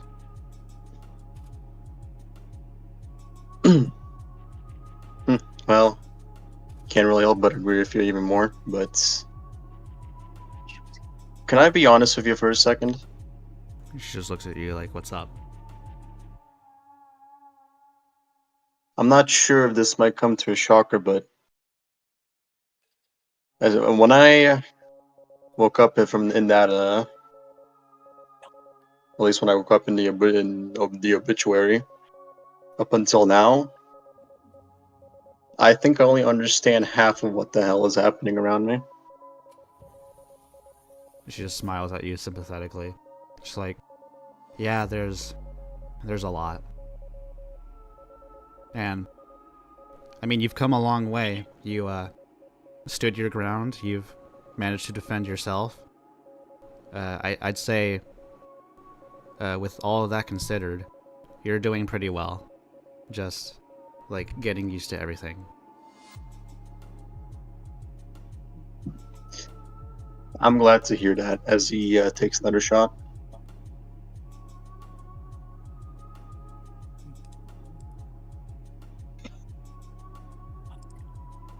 Janelle just thinks for a moment before she's like, so, anything else you want to do together? For now, no. Ayo. Ayo. It's not going that route, okay? To Maximus, want to make my cock explode now? You want to have sex? I don't know. It would do that thing. You want to make my cock explode? That's crazy. So to I understood It's that the reference. greatest line in that show. Yes. Okay, so in that case, so I'll just say, for now, not really. I just want to blur my mind a little bit. She nods at that. She takes a swig, and she just goes, "Yeah, take your time. I'm fine with just chilling here." And then it'll be funny. What'll be funny? It's like after a few shots, he's like, he's like showing his little buzz saying, "Yeah, I'll have Krakatoa. Thanks." Oh no! Oh no. The bartender's gonna hear that. He's just gonna go. Are you sure? It's quite the. Well, you rolled better It's quite the than Helgarn. beverage. Will he roll better than Helgarn?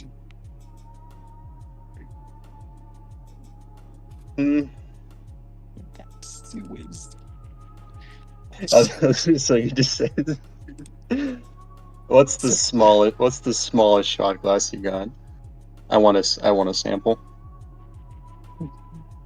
The bartender is gonna like just warn you a bit as he pours a small sample of Krakatoa in like a tiny cup.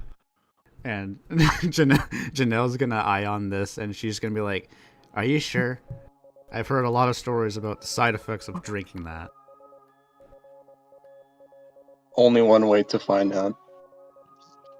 All right, the And tiny you just- glass is poured for you. And I take the most confident swing. Oh, he takes the most confident swig in his entire pre-cryostasis and post-cryostasis life. All right, roll Constitution. With disadvantage. So that's D20 plus 3, right? Yes. Warning signs be damned, I'll look down the barrel of my gun. I got a 9. Helgarn beat him, yeah! With a 9, you are very fucked. You are completely dying. drunk. Just even after taking a tiny swig of a tiny cup of Krakatoa, you are just completely fucked in the brain. Hooray. Ooh. I gotta tell you, it's still not as bad as that fucking parasite. Janelle is not aware of the maw parasite that Sergey had been through before, so she's just gonna like raise an eyebrow, just like parasite. Oh, yeah, that. It was Yeah. not a fun experience. Like The bug. was it a maw parasite? That one. Bingo on the. Alright, This- Sergey must now roll Constitution again with disadvantage this time.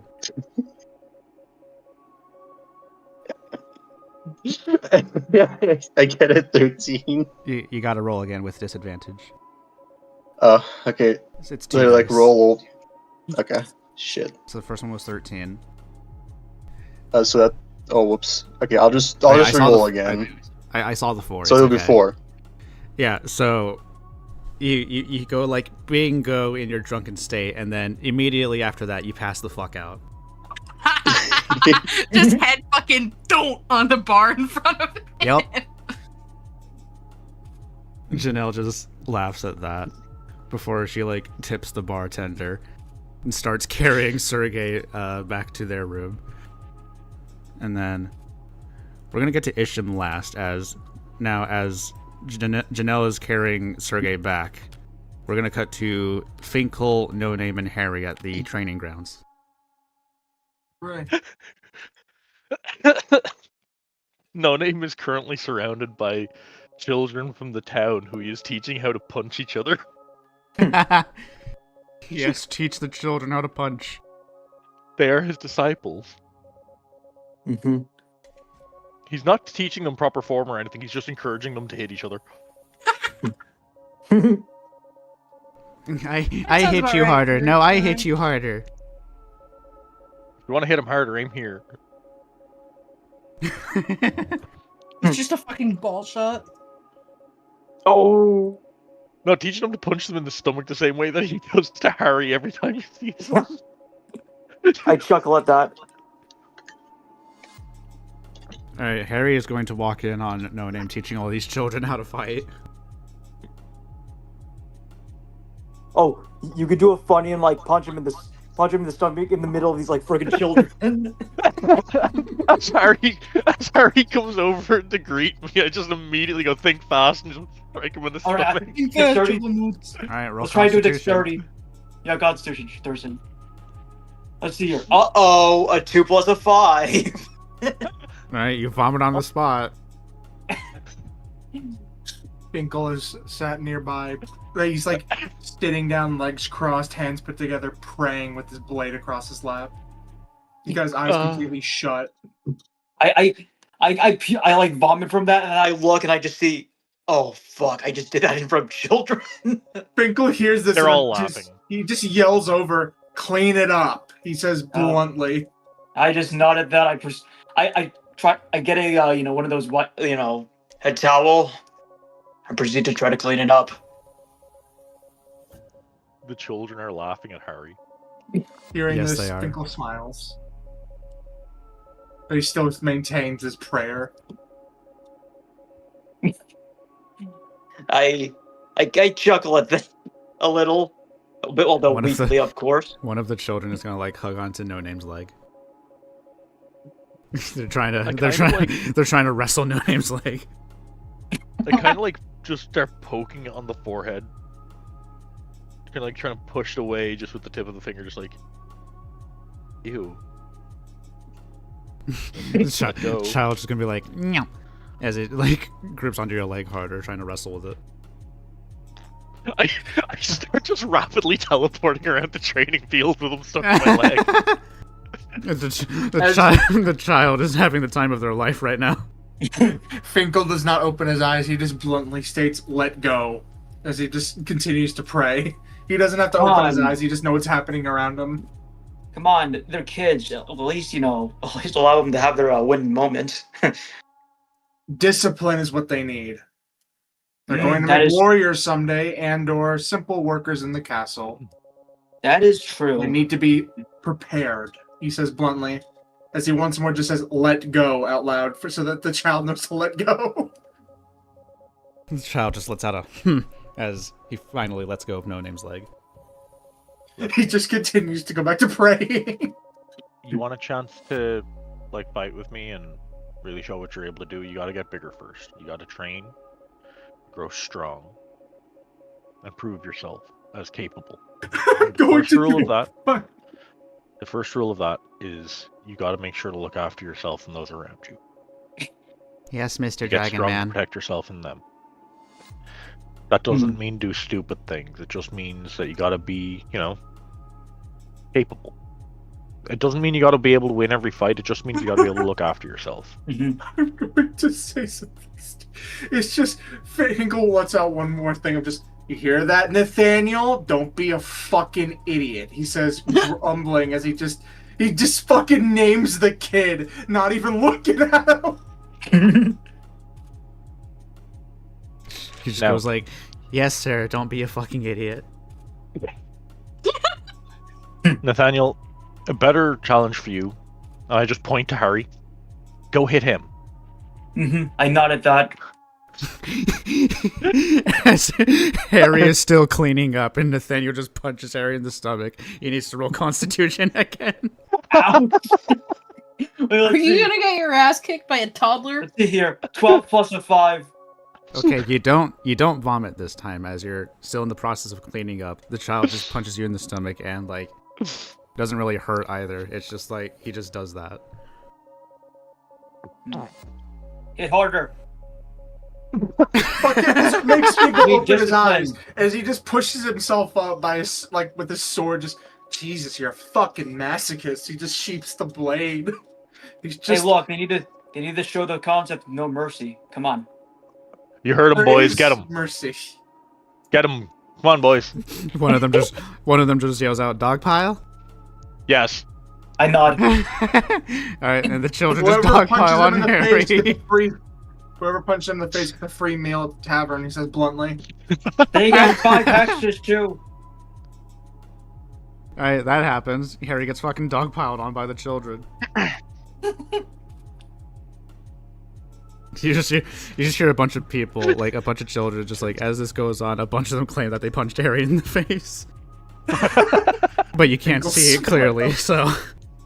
Finkel just fucking smiles. May I like, use a perception roll so that I can see which child punched me in the face?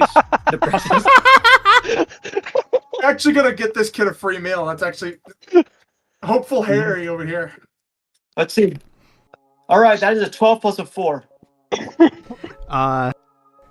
Yeah, the one that ended up like punching you in the face first is one of the little girl soldiers. All right. Ha! You got your ass kicked by a girl. I proceed to point to the one that punched me in the face, the little girl. That one right there. That one punched me in the face. And he just looks over. Choose 3 friends and gather your family. You have a free meal waiting for you. He says, smiling at them. Yay! Finkel actually chuckles to himself like, and they say we aren't hospitable. You know, we're teaching these kids a pretty, valuable skill. It's basically the idea of not letting the enemy, not letting, using numbers pretty much and working together kind of way. Yeah. Thank you for being the testing dummy. It's a little competitive, but hey, if it works, it works.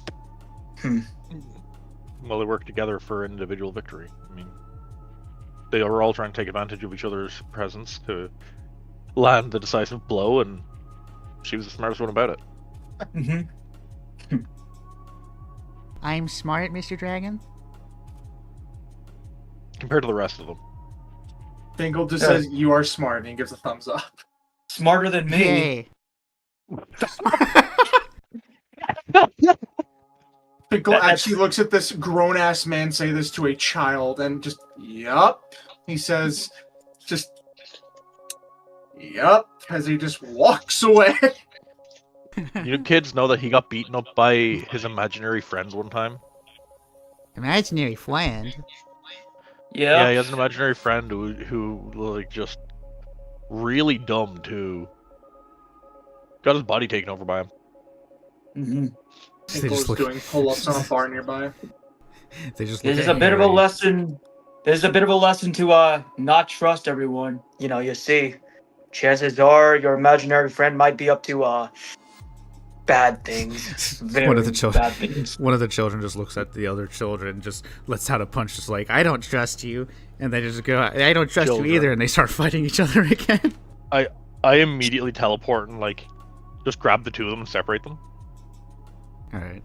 Oh, It is not that you cannot trust each other. It is when you're promised things that seem unrealistic for how little effort. There's no shortcuts in strength, and that's why you need to train. Oh. Otherwise, you can't be as cool as I am. Just teleport back, dropping the two of them as he does it. I wish I could teleport. You gotta train real hard to do that. Mhm. Once you train hard enough to be a dragon, maybe you can do it. Yeah, I want to be a dragon just like you. How do we? Nah, I'm not going to question it. Fucking Finkel calls over. Don't put those thoughts in their heads. They can't change ethnicity. No, with that attitude, they You can. can't change it. This. Everyone should aspire to be like a dragon. Pretty good game you got.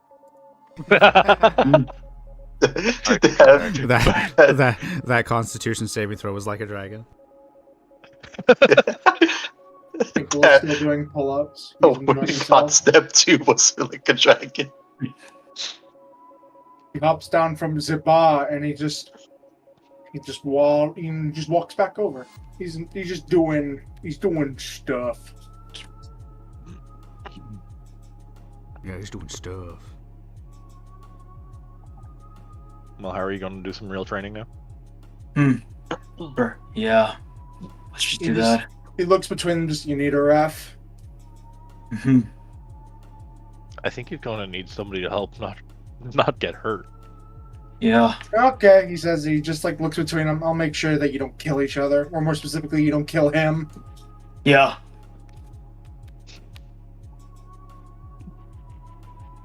Alright.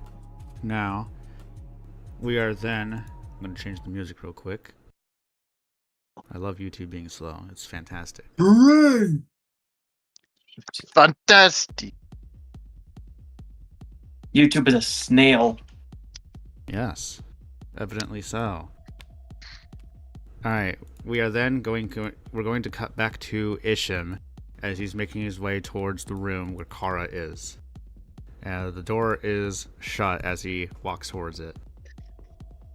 Loot. Gotta stop by the armory. Loot. I'm gonna go open the door. As soon as you open the door, Hello? you are met with a bit of a horrifying sight as you see the floor, walls, and ceiling of the entire room is covered in Enochian scribbles. Can I decipher And what it I'm kinda- looking at? Yeah, and the reason why it's horrifying is because it looks like all of that was written with blood. And as far as understanding it goes, you can roll... What would it be? I'm going to say roll Arcana. Oh, cool. I'm strong in that. Ooh. Man, this might suck. I'm using the. Oh, that's a 1! I This is should have used essentially- this dice. I knew it. Look, this is essentially Minecraft enchanting table to you. You have no fucking idea what that. I had no fucking clue what I'm looking. I visibly squint and start looking at all this, and because I rolled a 1, I have no clue what this is. I really don't think too much of it, actually. It's written in potentially blood. I don't care. Yes. So I just kind of look at it and go, huh.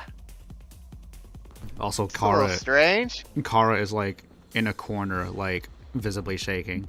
You can tell she's afraid. Okay, and now I care more. And like you don't really understand what she's saying, but she's like whispering something to herself, like in a frantic like notion. So I'm going to immediately fly over there and get down by him. Like, what's going on? What happened? What? Kara like is like out of her head for the moment, but then like as you insist, she like finally looks up like, oh, Isham, it's the baby. I still hear its voice. What's wrong with the baby? What? It keeps telling me things, just vague messages, and it made me write all of this. As she like motions her eyes to like all the scribbles she put on the ceiling, wall, and floor. I'm gonna look at it. Okay. Whose blood is this, anyways? Mine. Why? I told you, the baby, it made me do it. It was telling me things. Child, please explain. As I look down at her stomach now. And then, like, she blinks and her eyes go, like, blank and they glow. And she stops shaking as Kara, taken by the Nephilim, stares at Isham. Explain, please, why it has to... explain why it has to be blood. Could you have not found a pin? I will not live long. That's all the Nephilim says. What do you mean? You haven't even started yet. I know what happens, Father. No, you don't. Not yet, anyways. I know And two, everything. Well, I mean, you are supposed to be the Messiah, so that would make some omnipotence. But that's besides the point. All right. Look, one, why didn't you use a pen? As you can't, I just want an answer to that, please. Just stop worrying about this whole death thing. Ain't gonna happen. The Nephilim stares at you for a moment. It doesn't really answer the question as it does not care to, but the Nephilim looks to Isham and it goes, "You realize what you've done, Father." As Isham kind of sighs. Yes, I do. Because something needs to be done. They will look for me. They will hunt me down. I know. And there's nothing you that's can why do about it. I can do what I can. You, as I keep telling everyone else, will have faith. Fighting for me is death. Letting me live is death. Sticking with me during calamity is death. Well, we'll cross that bridge when we get there, won't we? The Nephilim smiles at Isham as he says that. And it simply goes, "Farewell, Father," as Kara blinks and she's back to normal. And she's afraid again.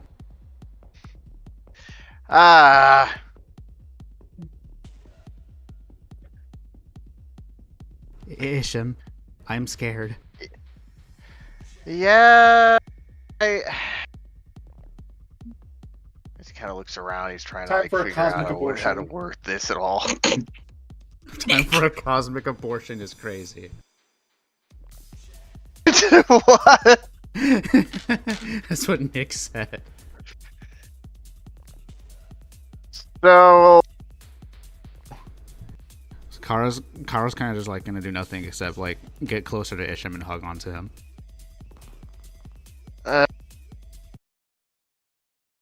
So things are gonna be a little tough. She just freezes for a moment before looking at you like, why? Well, because our child is our child, and we already knew they were going to be unique because, let's face it, we're just amazing. But besides that, cosmic beings being involved in said lovemaking apparently is very frowned upon by very, very, very, very powerful beings. I'm very vaguely aware of. And what did we do? well, simply we did the do. It's not helpful. Kara just looks at you more sternly, just like, Isham, what did we do? We have created a being that is quite literally very able to take God's spot quite easily. Definitely would be able to. Unfortunately, a lot of very powerful things, don't really like that idea very much. I'm birthing a god? To put it lightly, yeah. Key emphasis on lightly there. But it's in danger? Yes. It's Are we in so. danger? Do you remember on that other planet when we were being assaulted by that one giant abomination thing? I don't know what it was. It kicked my ass. Which one are you referring to? Uh, Is this like back in the like much earlier sessions? yeah, the Harbinger, was it? Harbinger? What was this? What was it? It looked like the Doomslayer. Oh, the Sure. the warmonger. Yeah, that thing. Mhm. Yeah, The remember that giant warmonger? She just like nods frantically, like, yeah. Yeah, that was apparently one of the things, I guess, that was sent by something more powerful than that to stop all of this and kill our child. So there is that, and no, it's not dead. Couldn't kill it. Working on that. Isham, are we in danger?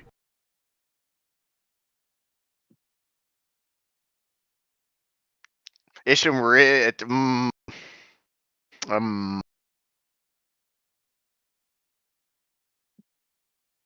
Oh no! It's fine. I've got this under control.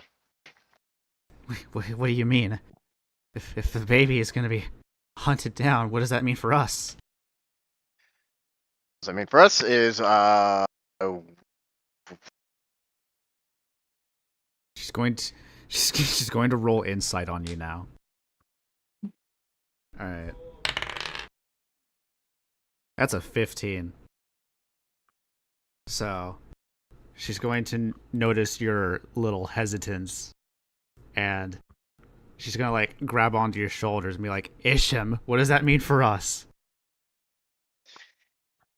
All right. So what it basically means is we're going to be hunted by every demon, every angel, every god, essentially. And a lot of people are going to be very pissed off.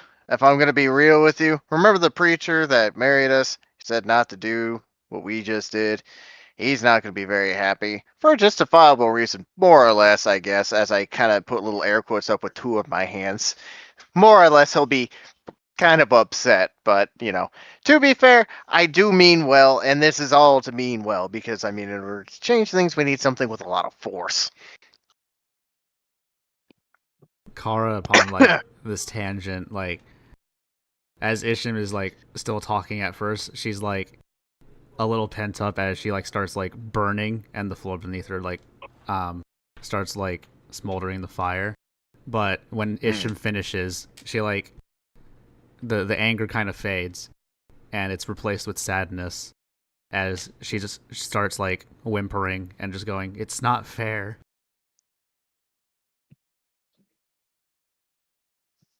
I know. It's not fair, Isham. I really wanted this baby. And now I'm finding out that it's not gonna live long. Because it's gonna be hunted down by whatever's out there. That's why we're also going to be stronger and do everything we can to prevent that. And more or less try and justify the reason for this. Because I feel like there's no other alternative but to like join both sides to actually fight the thing that's even bigger than both of us. And in order to do that, we need something unified. And this should be that answer. We just have to try and convince the others to actually see that. I don't know what to do. Look, I'll just say Satan may have had a freaking, he may have been the ruler of hell at one point, but at, one point, he was God's right-hand man, so, I mean, he messed up, but, at one point, God was still alive. She just doesn't say anything else. She just hugs onto you again. Starts crying on your shoulder. I'm sorry. Look, if we could just get demons and angels to sorry. stop fighting, I feel we definitely That's have okay, a better May. chance. Bye. Bye, May. Oh, Yeah. It's okay. It's alright. We can still, keep going a bit. This is not gonna go well. Yeah, she just continues saying it's not fair as she's crying onto your shoulder. I'm tempted to ask to do a thing. well, I mean, look at it this way. It wasn't fair for Jesus. It wasn't fair for any other Messiah until it was too late. It's usually how it goes, unfortunately. And after a moment, she just calms down a bit. And she looks at you again, just like, you really want to fight for this thing? Our child? The fact that that's a question is baffling to me. I'm asking if it's worth it, if it's worth dying over this.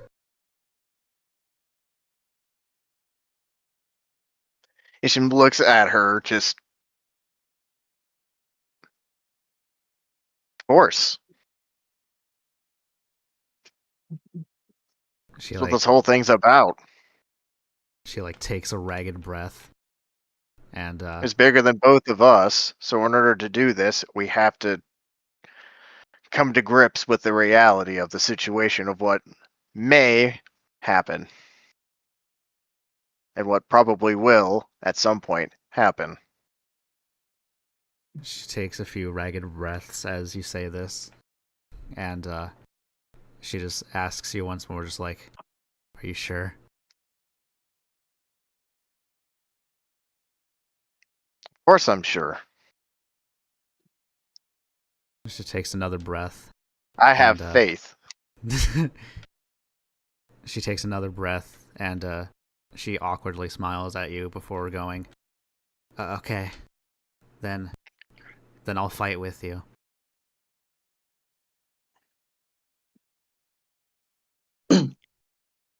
Isham nods and actually leans in to kiss her. She just leans in, I'm assuming you're kissing her forehead or something. Oh, no. I'm going to make out. Damn it. Oh, okay, yeah, she fucking, yeah, she reciprocates. It's like, yes, in a room full of her own blood, making out with an angel. That's pretty heavy metal. She is going to, pull back after a moment from the kiss, just, looking around the room, just I suppose we should clean this up. Yeah, we definitely should. This is definitely going to smell after a couple while. I can already smell, I can taste the copper. She just lightly chuckles at that, just okay, let's clean up. It's just doing his best to be as nonchalant about this whole thing as he can. Which is the correct answer. Alright. But he is going to tell her that Here. I do need to make a trip to secure some things. After we're done with this, I do need to go talk with No Name for a bit. She nods at that. Here, may I interject? Sure. This is in general, but by any chances, so you actually wake up from, fucking chugging on just a little bit of Meta Krakatoa, not that much. Well, Janelle has taken you to your room, and with waking up in mind, roll Constitution. Alright, let's see. This 11. Very well. You are barely conscious.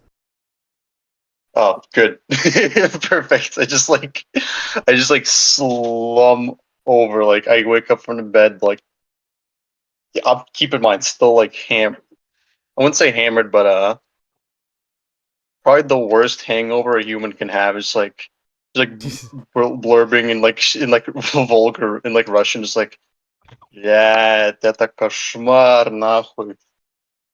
Janelle just giggles at that. And Just goes. I'm assuming the room has a bathroom, right? Yes. I will feel very sorry. I will feel very sorry for that toilet. It's like this is fucking. He just fucking vomit blasts the toilet as hard as he can. Oh, so you just like run straight to the toilet. Yep. Janelle's gonna see that and like rush towards you as you start vomiting. Just like, are you good? You okay?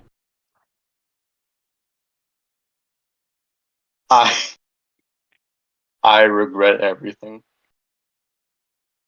I mean, you drank Krakatoa. That's it's probably like up there for deadliest drinks. At least I survived. She just sighs at that, like, yeah, you survived, but it wasn't. I take it it's not worth it.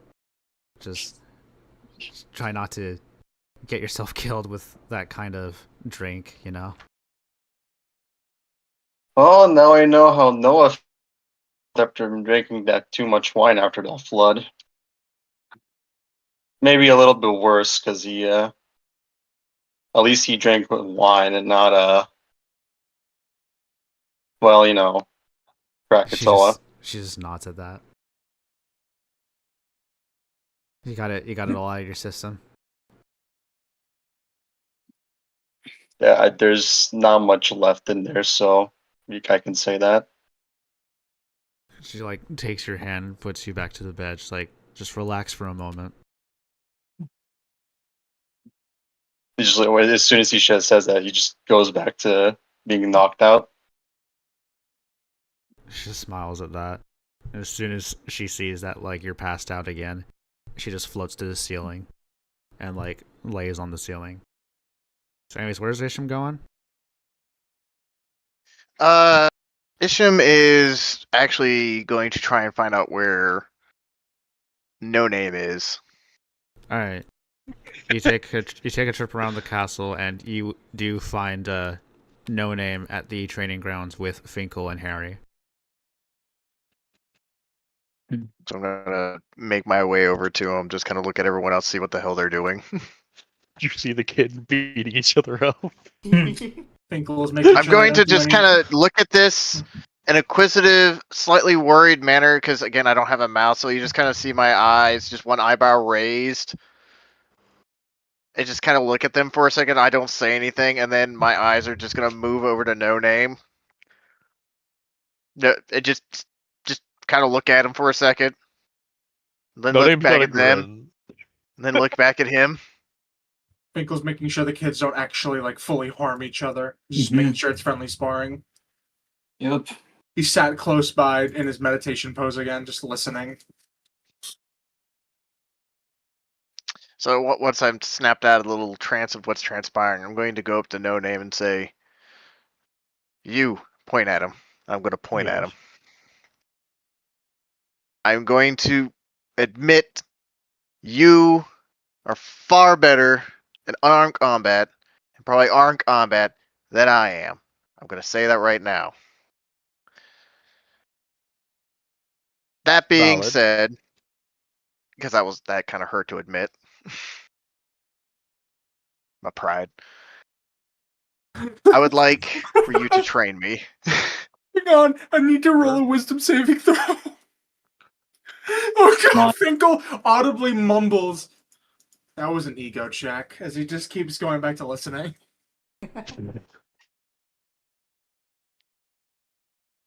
As he I'm just sure we can sits shake there, you. blade on his lap. You have plenty of physical strength as it is, so I'm pretty sure we can train you into at least being able to make some better use of it.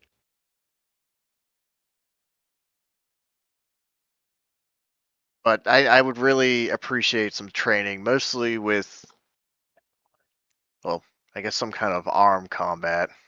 Don't really want to use anything too fancy. I just kind of take my pole out from behind me. I kind of look at it. I want something to be able to use this more effectively, but as I kind of turn it in my hand, do kind of one of these. I think it would be better if it'd be a spear. Finkel Nothing too immediately fancy. perks up at this and just, do you need me to go ask Jerry to see if he can fashion you something? As he just continues to sit there in his meditation state, not opening his eyes. If you wish, nothing too fancy. Simple spear, because I still need to be able to use my magic in combination with this. He nods, and before he walks out of the arena, he grabs one of the actual like testing spears on the wall and he tosses it over one-handed to Isham. Just use this for now. As he walks out to go tell Jerry what he needs. This will work. As I look at the spear, Oh, yeah, since May is gone, turn it. Yeah, Rick this will would be work. like in her room Rick right went now. home. Yeah. Yeah. Well, this will work for now until, as I think about it, I might fashion my own if I need, but I will definitely ask for help when fashioning it. Yeah. Jerry's now making you something nice. I'm brainstorming because I might have an idea. Oh, I really have an idea now. Oh, I'm making something. So what kind of fighting you want to learn?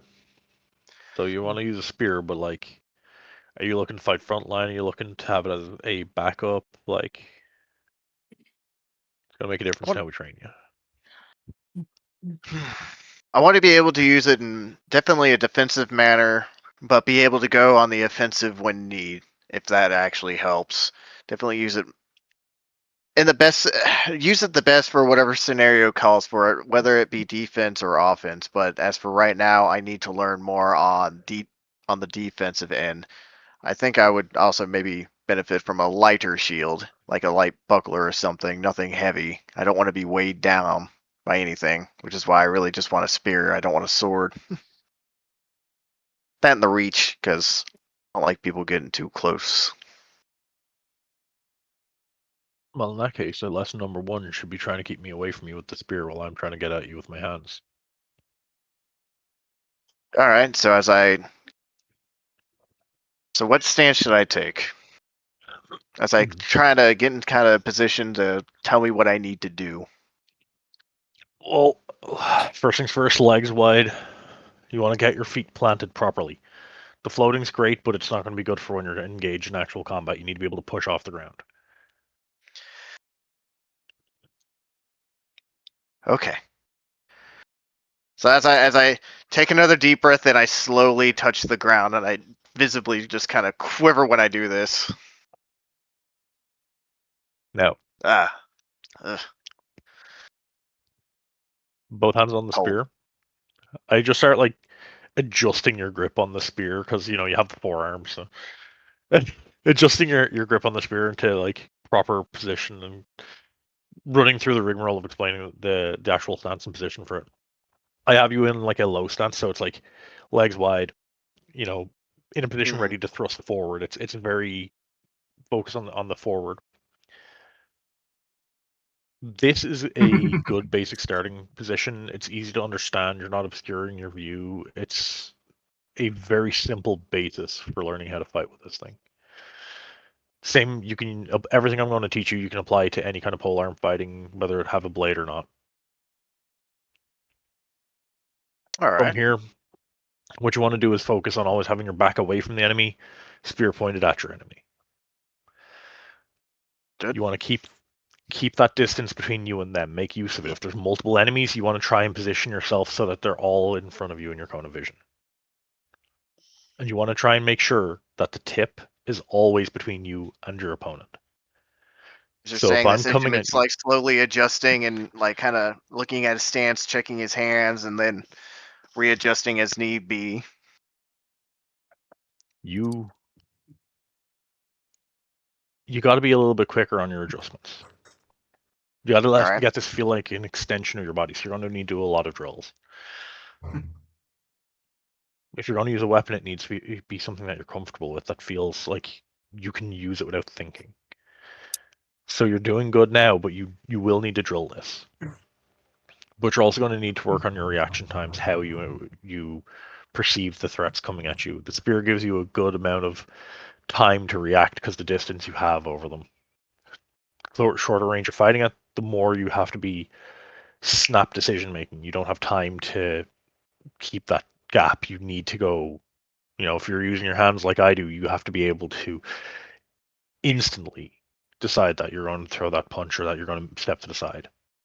With the spear, you're going to try and stop me. I'm going to approach on you. Your movement is important. We're not looking for you to hit me right now. I'm going to try and get close to you. You're going to back up and you're going to keep that tip pointed at me. I'm going to try and get around the tip. You're going to try and keep the tip pointed at me, okay? All right. So I get down in a low stance, have my feet apart, and I got like my lower hand on one end, and then I actually have my top left arm on the top, as I also interlock with my middle ones as well. And I just hold that, have it pointed at you, and I have my eyes fixated on your core. Before y'all spar, Jerry walks into the arena, and he's using something like a walking cane, as he was told by Finkel to make something. And before y'all actually go at it, Jerry holds something out. Just, you needed something. I'm posting it in D&D chat. It is a very intricate looking spear, and at the bottom it looks like part of it's detachable. Reject, if you would like to add into your D&D Beyond inventory, this is a flame-tongued spear, and at the bottom is a detachable wand that is capable of allowing you to freely use magic missile. Yeah, and I had Nick do a intelligence check for making this thing. I had to roll a 20. I got a 15 plus 7. Yeah, he succeeded on that. Enjoy. So what inventory? How do I add this? Inventory, and type in manage inventory. Go there, and then type into the filter flame tongue, and you'll find the flame tongue spear.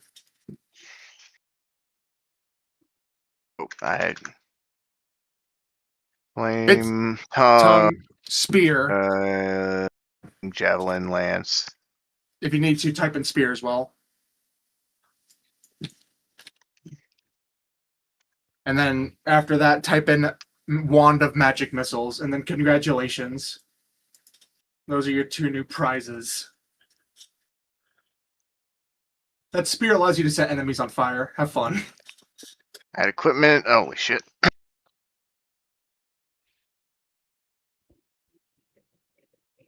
Quite quaint. Nice. It's also the design of it's in D&D chat. It looks like this, but it has like a cross etched into it.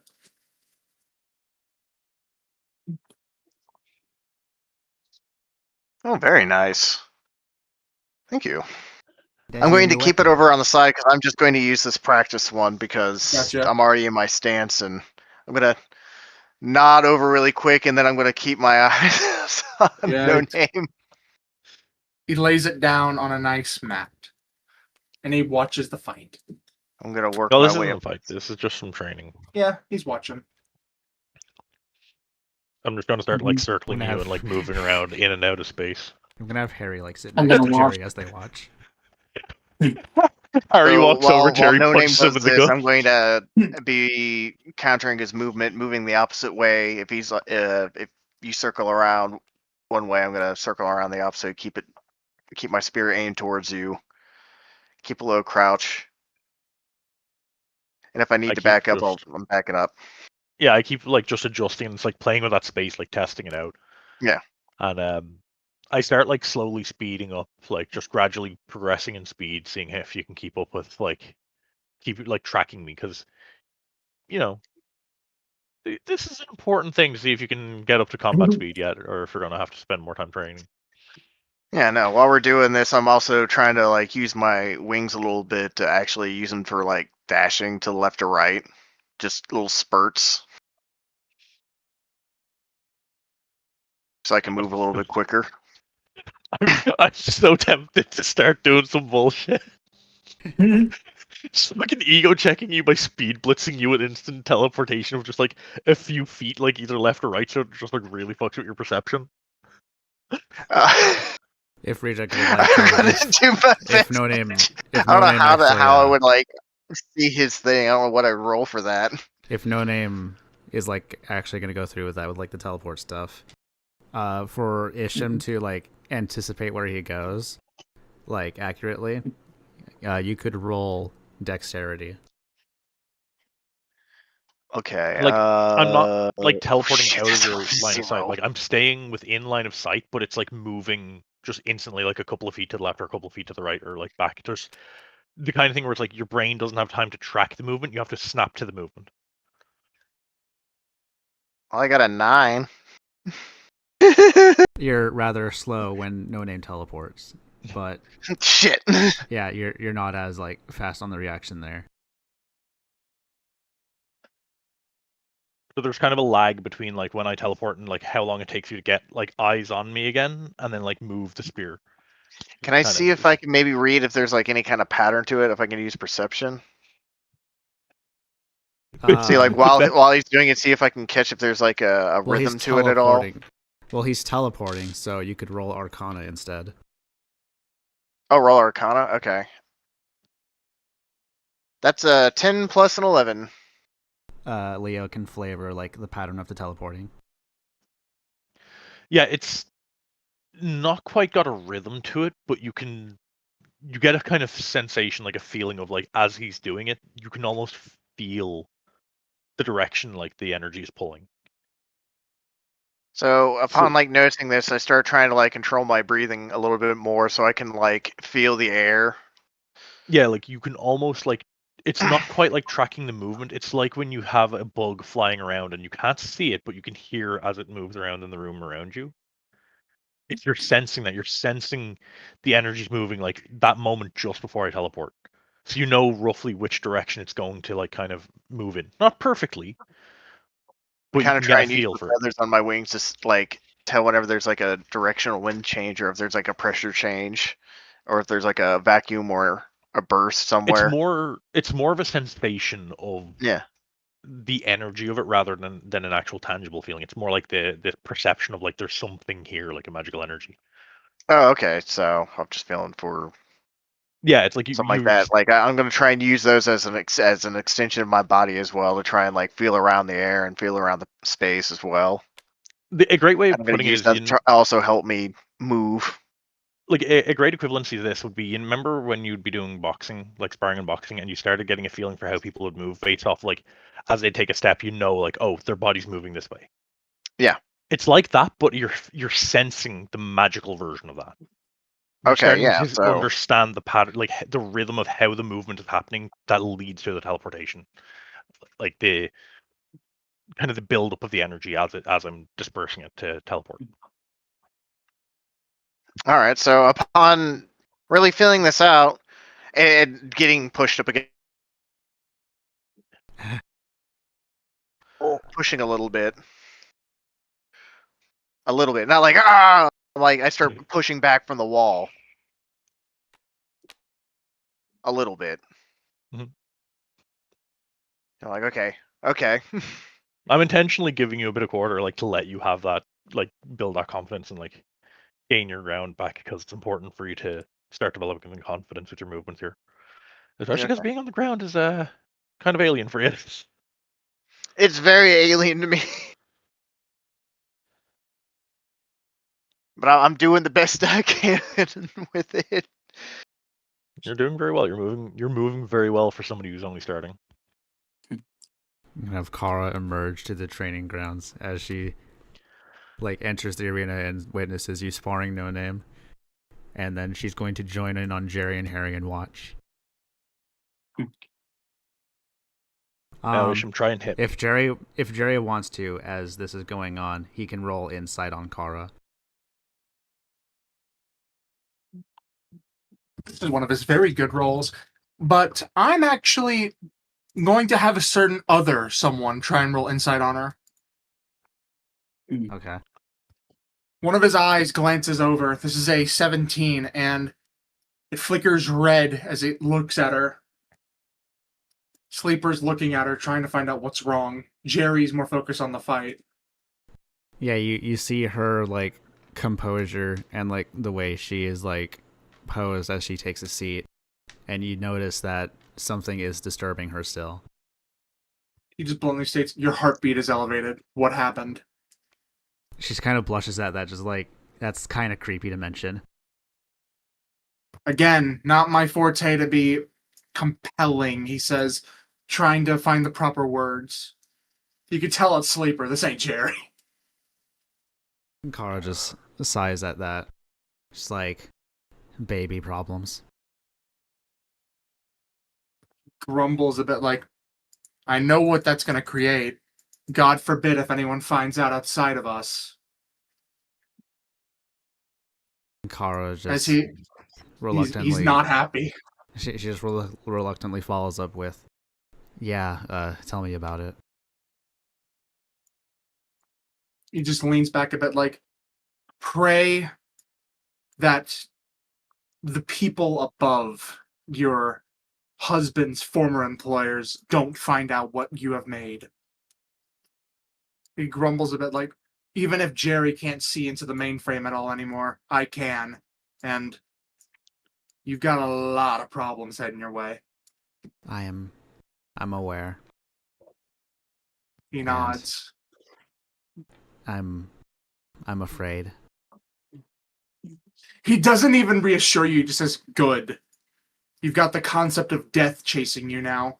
The concept of the entirety of the universe. You should be scared. And I don't blame you for being scared. She just, like, puts her legs up and, like, wraps her arms around them. Just, the whole thing about being scared, like, supposed to being scared, doesn't really help her. Yeah, again, this is the wrong person to ask for reassurance. But he thinks about it from a just... I guess you can be glad about one thing, though. She just looks at you An like, interesting what? bunch of idiots keeping you safe. So, got that going for you, at least. I don't think you guys are idiots. Well, aside from the guy next to you. He looks over like, bluntly stating, yeah, he is pretty fucking stupid. Before he looks back over. Just, look. Despite everything, I guarantee we maybe last, I don't know, 100 years before, the more fleshy individuals die off. Eventually, they will catch up to you. She just, like, slightly smiles at that. Just like, I wouldn't mind 100 more years. Like, at the very least. I just want to finally understand humanity. Jerry just wants to get away from it all, so he'd stick around as long as he can. And then So, we can cut at back. this- Yeah, we're cutting back to the sparring. So I start pushing towards No Name, as he said, and I start trying to get to him. So At this I'm point, in low- I'm not teleporting anymore. I'm just using movement. yeah. So we slowed back down. So then, starting out slow. I'm slowly pushing towards, keep an eye on, and then I'm assuming we're gonna gradually, slowly start speeding up a little as I push more towards him. He dodges. He slaps the thing away really fast, moves to a direction, so I can't get to him. Barely keeping out of my range, but he always keeps like the perfect distance right now. What does No Name do? Come on, Isham, I know you're able to hit me if you just try it. All right. So let's start pushing more. To determine the Start outcome, or I Start using my suppose, wing. to determine one of the outcomes of this spar, I will have you guys contest with a strength roll. All right. I actually didn't get great on that. I only got a 9 total. I got a 13 plus 5. Alright, so with the spar going on, Isham actually takes the advantage on this part of the sparring match. So Reject can flavor what happens. So like as No Name kind of sees this, I want to say like returning, and then I see Kara, and like upon seeing her, I kind of start thinking about everything else that's like happening. I'm like, and upon hearing like, once it clicks in Isham's head, he starts pushing harder, way like he just gets a burst of energy to just rush towards No Name. And upon doing this, I actually get really low. Like, I actually almost get my body completely parallel to the floor, and I have my spear actually down, like, center. And what I do is I try and I sweep under his legs with my wings. And then, upon doing that, I try and see if I can pin him down from behind upon sweeping his legs. See if I can do that. With the contested roll, you do manage to do this. You, like, catch No Name off guard, and now you have him pinned down. I'm actually upon doing this, I'm surprised at myself. I go, wait, what? And I like drop my spear, and I drop the spear, and I immediately go to No Name. It's like, oh, I'm sorry. Oh no, you learned a great lesson. Sometimes to stand on top, you got to get low first. The way you fought today is something that you've never been willing to lower yourself to before. Your feet are dirtied by the training ground, and if you'd stayed flying around and floating like you always do, trying to use that spear, you wouldn't have touched me. You just need a little motivation, and I kind of just gesture over towards the audience. Kara just gives like a light clapping. Isham kind of chuckles and reaches a hand out to get No Name up. I should start reaching up towards it, but before you get a chance to grab it, I teleport behind you, and I'm just like, but you wouldn't have touched me if I didn't want you to. Isham just kind of chuckles. Understandable. You still and got retrieves his spear again, and then actually goes back to training. Before you do this, learn, but you're doing good. Unironically, Sleeper looks at No Name and he just literally just bluntly states, "You want to fight?" He's actually itching to fight someone that he thinks is of equal value to him. Can we repair you if you get hurt? Fucking, the moment you ask this, is seemingly a while ago, a random Jerry bot from the ship has walked into the arena like, I was waiting for you to say yes. Says, immediately Sleeper's consciousness transfers to it, and he just walks into the arena as Jerry quickly takes back control of his own body. No Name actually starts. No Name starts stretching. Like, you can see this entire time, both training with Harry, training with the kids, training with Isham, he's been holding back. Yes. Just Sleeper actually is like putting on like some wraps around his hands, like the pros of being an expendable android. I can break bodies as much as I want. I'll try to break mine. Oh, I don't intend to, but I don't expect you to hold back against me. I don't want you to hold back against me either. He nods at that, just, all right, weapons or no weapons, as he just has his hands instead of this, like, the fucking Jerry bot is only wearing pants. He just has his hands in the pockets. I just, like, fists clenched, like, I've always got my weapons on me. All right, as he just opens and closes his hand. He's got his hands in boxing wrap, more or less, just on your mark. I watch. This is going to be a dexterity fight right here of just quickness. I ain't the most dexterous, but I do have quite a lot of athletics. Yeah, same here. It's more so acrobatics with him. He's got a fucking +10. Oh, I'm just going to be, like, blitzing you with athletics. You're going to be dodging it with the fucking acrobatics. Yes. Because Jerry still doesn't know how fast he's capable of moving. This is going to be an example for him of just... Sleeper holds his hand up, kind of in just like a parrying stance. He's waiting for you to make the first move. For simplicity's sake, as the sparring begins, I'll have you both contest with a dex roll. I rolled dexterity.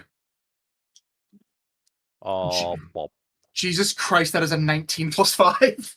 I got a 15 plus 1. I'm actually going to not just like storm it, just it's a fast fight. It happens in like the blink of an eye to the outside perspective.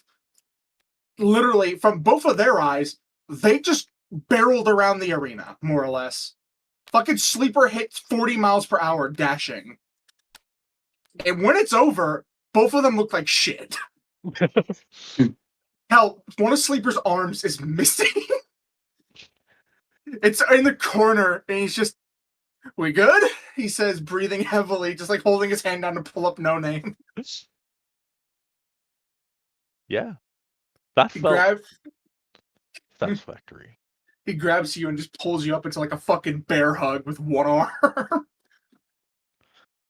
I pick up the arm off the ground, just kind of like start like wriggling it against where it's supposed to go. Just like, did it go back on? He just looks over like, "Jerry can put that back on." "Right, Jerry?" He calls over, and Jerry's just fucking stunned. He's looking at this like nothing happened. Like, "I'm not gonna fix that. Just, you'll fix it," he says, like punching like No Name on the shoulder. Like, "I'm gonna go get a beer now," as he just holds the arm and walks away. Fucking Sleeper's gone now. Kara's just gonna be like, well, that was something. I can move that fast? Everyone's capable of things that they never perceive themselves able for. It's only under extreme situations or ego that you get pushed. He also does not realize he hasn't exploded when Sleeper walked away, so he like pats himself down like, "I didn't explode!" Isham, I didn't explode! Upon hearing that, Wait. Kara kind of like Look scoots over. away a bit. I was like, I'm just gonna stop. What? Well, you remember the angels encounter from like way back when, and I believe it was Sleeper that killed one of the angels, and like as a result, the angel and Sleeper got destroyed, which led to Jerry blowing up. Oh Oh yeah, Mm-hmm. that hurt. Yeah. I'm gonna go Yeah, back it to did. training. Jerry now watches the I training, remember I had an ego death and I got beat up. but he does toss you your new spear because he wants you to get used to that one that he made for you. It's a good spear. Actually, I'm still gonna use my training spear, but I am going to hold on to the flame tongue. But I'm not gonna use it yet Yeah, because the I moment don't you feel touch like it, I've it feels earned like it a yet. conduit. So I'm It just feels gonna. like it's pulling your angelic power out. Not in like a bad way, mind you. It feels like it's amplifying it through like an actual like lens, you know? Channeling it. Yeah. I'm gonna hold it and. It gives a little thumbs up from the And just kinda- sideline. Turn it, just look at it, just like this is. Ooh. Anyway, I'll Kara use you just- later. Kara just calls out as you begin your next spar, just like, "You got this, baby." I gently nod to her and then get my focus back on No Name because Isham is taking this very, very seriously. I give him a thumbs up. When you get to the point where you can prove to me that you can fight on the ground like a human, I'll teach you how to fight in the air. Isham takes in a deep breath, exhales, and immediately gets back into a fighting stance and quickly nods to him. Just, I'm ready. Well, next you're going to be fighting him, and I just point over at Harry. Nod. Isham is gonna actually just, he's gonna kind of loosen up really fast, huh? And just look over. Huh? What? Him? This is going to be a proper sparring session. Mm-hmm. Okay. Use what your understandings are, and show me what you can do against him. I need to observe both of you. Okay. Well, step forward All right. as Isham cracks his neck. All right. I proceed to go into a defensive position. My fists up. I proceed to get in a low stance, spear forward, kind of actually like kind of mid, kind of tucked in, but in a defensive stance as well. All right. Feet on the ground. For the start of this match, you both may roll dexterity. All right. Contested roll. See here, that's a 16 plus a 1, so 17. Damn, I got a 6 plus a 0. Damn. Mm-hmm. All right. Drag can flavor the outcome since he has the higher roll. Because I have a higher dexterity, what I'm going to do is I'm going to grab him twice and then, do a right, punch. Oh! And I proceed to start weaving him around, anticipating any of his attacks, looking at his shoulders. All right. What does Isham do in reaction? What Isham does is he's gonna back up really fast after getting freaking a 2-piece and a biscuit. All right. Okay. Understandable. All right. Cool.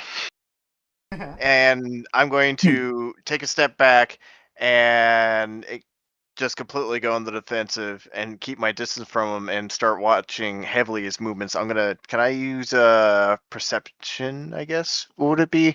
To start reading. I'm going to start trying to look at his body language and read it. Mm-hmm. I believe that would be insight. Insight. What do I have for that? That's +4. All right. Come on, baby. Let's see.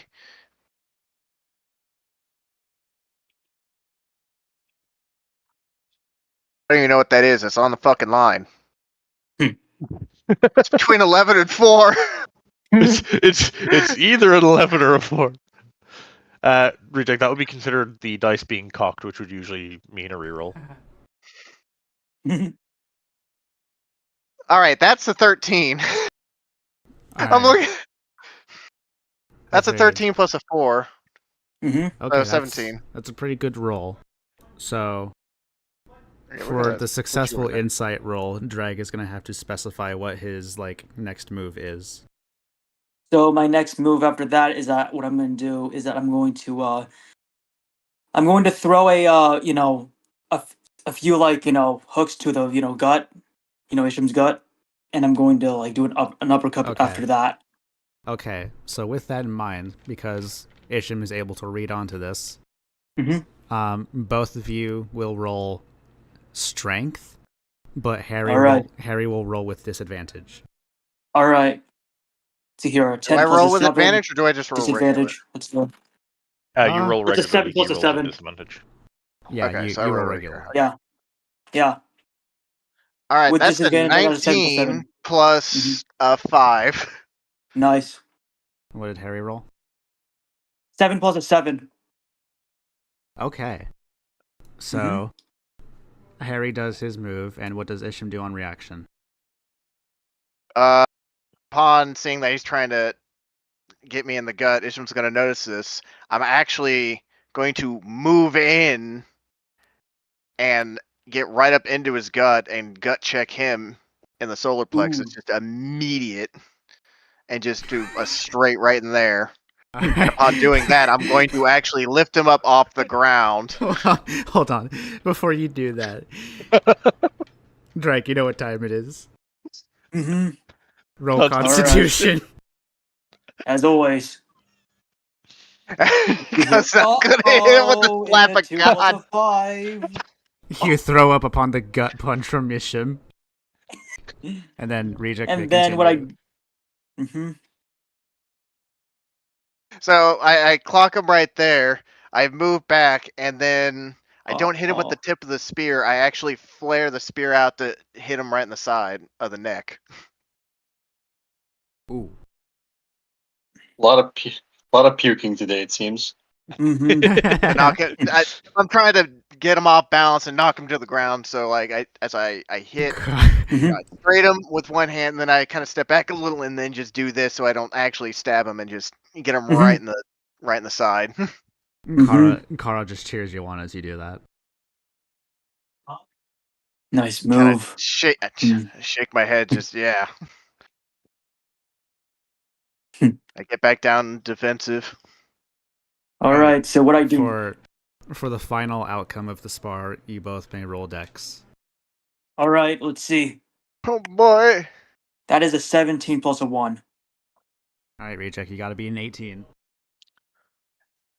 That's a 13. Oof. Oh, oof. That's just a 13. So Harry's going to like barely win the spar. So what does Harry do? So what I'm gonna do is kind of a funny one. So basically, I fake, because I puked, I basically faked being down. But when when Isham is caught off guard, what I'll do is I'll like sweep him underneath from the foot using my leg, while I'm like quote unquote prone. And then what I do then is that I basically take advantage of that while he is prone, and I proceed to grapple him to the ground basically and tackle. Okay. Mm-hmm. I You also like say, this? "Gotcha." You like? Could I roll strength to try and get out of the grapple really fast? You may. I break it up. You may. Oh, do you? Yeah, I break it up Does- at this point. That's a Does- nat 20, baby! Nice. Oh, while I'm trying to break it up, you manage to get him off of you. Yes. Hey, I didn't hear no bell. Isham. You're doing great. Doing great. You're doing great, but don't take my students as something that's going to be an easy challenge. I've been teaching him already, Mm-hmm. so he's your senior when it comes to being my student, okay? Mm-hmm. You're doing good, Isham. And Doing even though he might have his shortcomings, Harry's been trying really hard. Mm-hmm. And he's earned a bit of respect from me because he's shown a lot of heart in his training, and I hope that you'll do the same. Isham nods. I kind of like help both of them up off the ground. How about we get a little bit of rest, and then I'll show you some more stuff later on. I nod to that. That was fun to watch, Kara says. I nod to that as well, and I actually go back to kind of training a little bit for, I stay there for about at least another hour before I decide to go get something At this to eat point, because I need to eat. At this point, Iggy kind of peeks into the training grounds and sees all you training and Kara and Jerry watching, and he just calls out "Guys, it's getting late, right?" Yes, and Mm-hmm. Well, Celestial or not, or any race out there, they need their sleep. this is true. As I keep going and doing what I'm doing.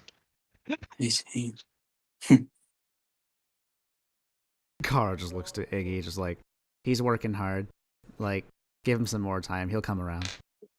Iggy just. Hey Isham, how about tomorrow when we come to the training grounds? I'll introduce you to the kids.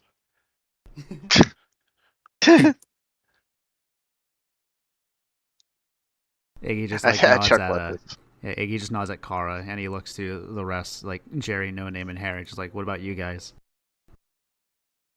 I need food. Mm-hmm. Those are pretty nice. I'm doing pretty well, I'd say. Iggy walks out. Iggy, do you like bear meat? Before that, he hears the question of bear meat, and he's like, "No, not really. I'm not much of a meat person." I know a place that sells great bear meat. You want to go get some bear meat with me? I'd rather watch you eat bear meat rather than partake in it. Anybody else want to go get some food? Isham stops. Yeah, I need food. All right, guys. Keep going. Let's go get some food. Training is quite rigorous today, and we're going to do more of it tomorrow. So, Mm-hmm. get ourselves some food. Get ourselves some rest.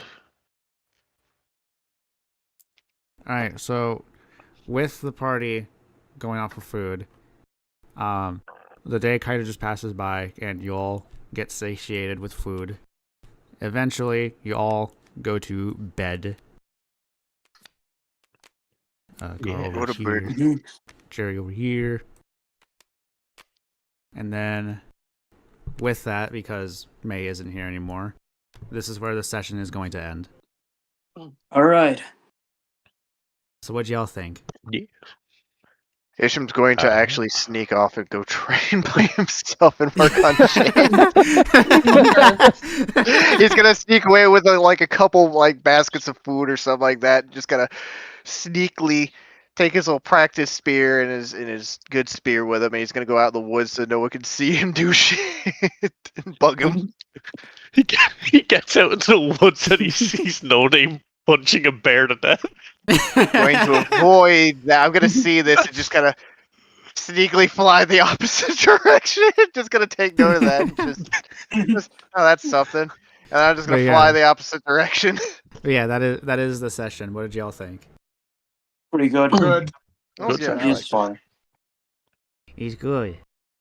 Yeah, I would continue the session, but May's not here, and I kind of want May to be around for the other thing I have planned. All right. Can robots Let get me and pregnant? No Name finally get to spar. Is Rip and I readable? could bond. Yes. All right. Look, you just gotta fill out your C1 form and send it off to the fucking home planet of the Rips. Insemination. I'm gonna go ahead. I'm gonna go ahead and deafen, and I'm going to end the stream. Bye. Well, that was session 12. I hope y'all enjoyed. Thank you all for stopping by. I will see you guys next time. Peace out.